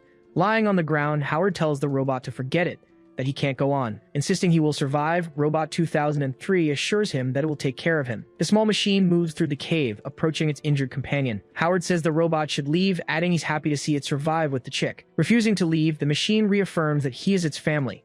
Howard asks the robot to abandon its program script, saying the journey is over and any attempt to prolong it will only bring suffering. Urging it to go, Howard states that birds aren't interested in metal and that it's time to face reality. Suddenly, a bird attacks the robot at the cave entrance. Blocking the attack, the robot declares it can offer safety. As it's hit repeatedly, it promises to offer loyalty. Watched in silence by Howard, the robot offers warmth. Even under the constant blows, Robot 2003 offers light and the cure for everything. In a flashback, Howard is seen fixing the robot, saying that home is a paradise where one finds safety, loyalty, light, and healing. Injured, he begs the robot not to do this. With one blow, the giant bird strikes the small robot's head. The bird's beak glows as Howard watches the scene. The blow damages Robot 2003's chest, causing it to emit smoke and leak fluid. Its head makes a metallic hissing sound in the air. Floating moments later, the robot states that humans can lie, but it cannot, as Howard begs it to stop. Promising a place cleaner than paradise, it asks its companion not to leave. Showing the shelter in a vision, the robot's voice says it has cleaned everything perfectly and asks if anyone wants to take a look, or if anyone is there. Back in the present, the birds attack the robot. Engulfed in smoke and fire, the small robot suffers while Howard begs it not to do this. Trembling under the impacts, the machine reacts as a voice says no. On the sixth day, the sun hangs over the desolate landscape. Stretched out on the ground amidst the dust, a body lies motionless. Lying on his back, Howard wonders if this is the end of the world. Tied to his arm, the damaged Robot 2003 explains that the sandstorm drove away the scavengers and that its radar is still working to guide them back. As he's being dragged, he asks if he's paralyzed, but the machine reassures him, saying it's the effect of the injections. Promising to fix it as soon as he can move again, Howard tries to stay calm. Suddenly, the robot's wheel gets stuck, and its frame begins to break apart as it's dragged. Soon after, the small machine's body is destroyed in an explosion. Its components scatter across the ground, mixing with the dust. Asking Howard to tell it how he will remodel the shelter, the burning robot says it wants to hear now. Taking a deep breath, Howard closes his eyes for a moment. Finally agreeing, he tells the machine to listen carefully. Describing a path of mud and cement, Howard explains that it will lead to the shelter. Continuing his vision, he talks about planting tall, straight poplar trees along the road. Planning ahead, he imagines an open field on the left to grow wheat, soybeans, and corn. Following his plan, he says he will plant rapeseed flowers on the right side of the road, which will bloom in the spring. Down the dirt road, a light appears, shining on the horizon. He says he'll have a large acacia tree there, explaining that he'll be able to see it every time he leaves. He recalls when he was lost and confused, thinking of times like being rejected for a job because he lacked experience or a good degree. Remembering when he didn't know where to go, he pictures himself running in the rain to catch a bus that had already left. A taxi driver informs him that it was the last bus and offers him a ride. He politely declines, saying he'd rather walk as he clutches a coin. Stopping in the rain at that moment, he would simply turn back. Imagining the tree, he believes it would always be there for him, just like when he started his journey. In flames, the robot comments that it's a lovely tree and that with it, humans will no longer get lost. Agreeing, Howard admits he's been lost for a long time. Warning that it has detected a barrier before the shelter, Robot 2003 continues to operate. Stating that it arrived at this place clean, it declares that it will leave clean too. Continuing, the small machine says, as long as it keeps the place cleaner than paradise. It interrupts itself, stopping as it reads a sign warning of danger and indicating a detour. Screaming for Robot 2003 not to go there, Howard watches as its wheel hits something on the ground. Calling him by name, the small machine speaks from amidst the flames. Exploding moments later, a shockwave hurls him away. Falling face down on the ground, he coughs with difficulty. Robot debris rains down from the sky, and a piece with its serial number lands in the dust. Lying next to the fragments, he wonders why the world has to be so cruel to him. A hand reaches across the ground for a circular object, but another hand, quicker, snatches the object first. Running with the item, Jiangxia moves forward as Howard watches her from the ground. Muttering the name Sharon Yang, he tries to call out to her. and as she runs away, he shouts her name again. On the 8th day, Howard's hand rests on a sheet. Suddenly sitting up, he gets out of bed. Walking to the sink, Howard drinks a glass of water. A memory flashes in his mind. Jiangxia running with the object. It unnerves him. He throws the door open, shouting Sharon Yang's name. Running down the hall, he demands to know where she is. He storms forward, demanding to know why she deceived him. In another room, Jiangxia prepares to use a tool. Finally finding her, Howard appears before her. As he watches, Robot 2003's system initiates a reboot. Memory system recovering. Robot 2003 appears to be fixed. The machine calls out his name, making its presence known. Wondering how it's possible, Howard stares at Jiangxia as she expresses disbelief, saying she thought the robot had been destroyed. She explains that the metal ring is the central controller, so the robot can be repaired as long as it's intact. Robot 2003 excitedly celebrates having hands, being clean, and having all new parts. The machine shows off, announcing that a cooking system has been installed in its head. It demonstrates the improvements, revealing that a fighting system with an activated heat conductor has been placed in its arms. Celebrating having chips for both cooking and fighting, the robot asks if it's become an elite model. Analyzing the entire robot, Howard marvels at how quickly the work was done. Jiangxia reminds him that she said the robot could be upgraded, then criticizes him for choosing scrap metal instead of the frames available in the maintenance room. Accusing him of not wanting to learn anything, she claims he takes his frustration out on her. Howard defends himself, saying she had mentioned the robot could be damaged in the process. She retorts that scientific tests don't guarantee success. She calls him reckless, saying if she hadn't fixed the robot, the situation would have become dangerous for her. Denying the accusation, he tries to respond, but Jiangxia says they need to talk later because she's too tired. Jiangxia justifies her actions, stating that he was gone for days and she needed to protect herself. She asks how he triggered the traps if he left a note. Howard accuses Jiangxia of getting sentimental when they talk about science, complaining that she leaves him alone whenever he wants to make a plan. Screaming that he always finds excuses to blame her, she says she doesn't know what she did wrong. Crying, Jiangxia says she just wants to survive and has no ill intentions. Howard apologizes, admitting he hadn't thought about that. Turning to leave, she walks away as he asks her not to be upset. Jiangxia informs him that simple charging won't meet the robot's needs. Only the power core will work, but he has to get it himself. Confused, Howard decides he needs to change his attitude. He can't seem to handle an NPC who's good at arguing. As she walks away, she ties up her hair, noting that he's stubborn and can't stand it when others are tough on him. Deciding to play his game, Jiangxia resolves to back down at the right moment, considering the situation a draw. Howard tells Robot 2003 that with his family back, he has regained his confidence. The machine asks if he can still fight after being damaged by a corrosive substance. Howard explains that he can move normally, but admits his hands won't stop shaking, which keeps him from throwing projectiles. The robot instructs him to stand still, saying it will fight for him using its fighting chip abilities, which give it a score of 300. Questioning the reliability of that score, Howard mentions that his is only 90. The machine explains that the standard fighting robot chip was passed down from 400 years ago and offers to show him what it can do. Listing skills like boxing, judo, karate, and various martial arts styles, the robot claims that humans have even higher fighting scores. Stunned by this revelation, Howard tries to wrap his head around the absurd difference.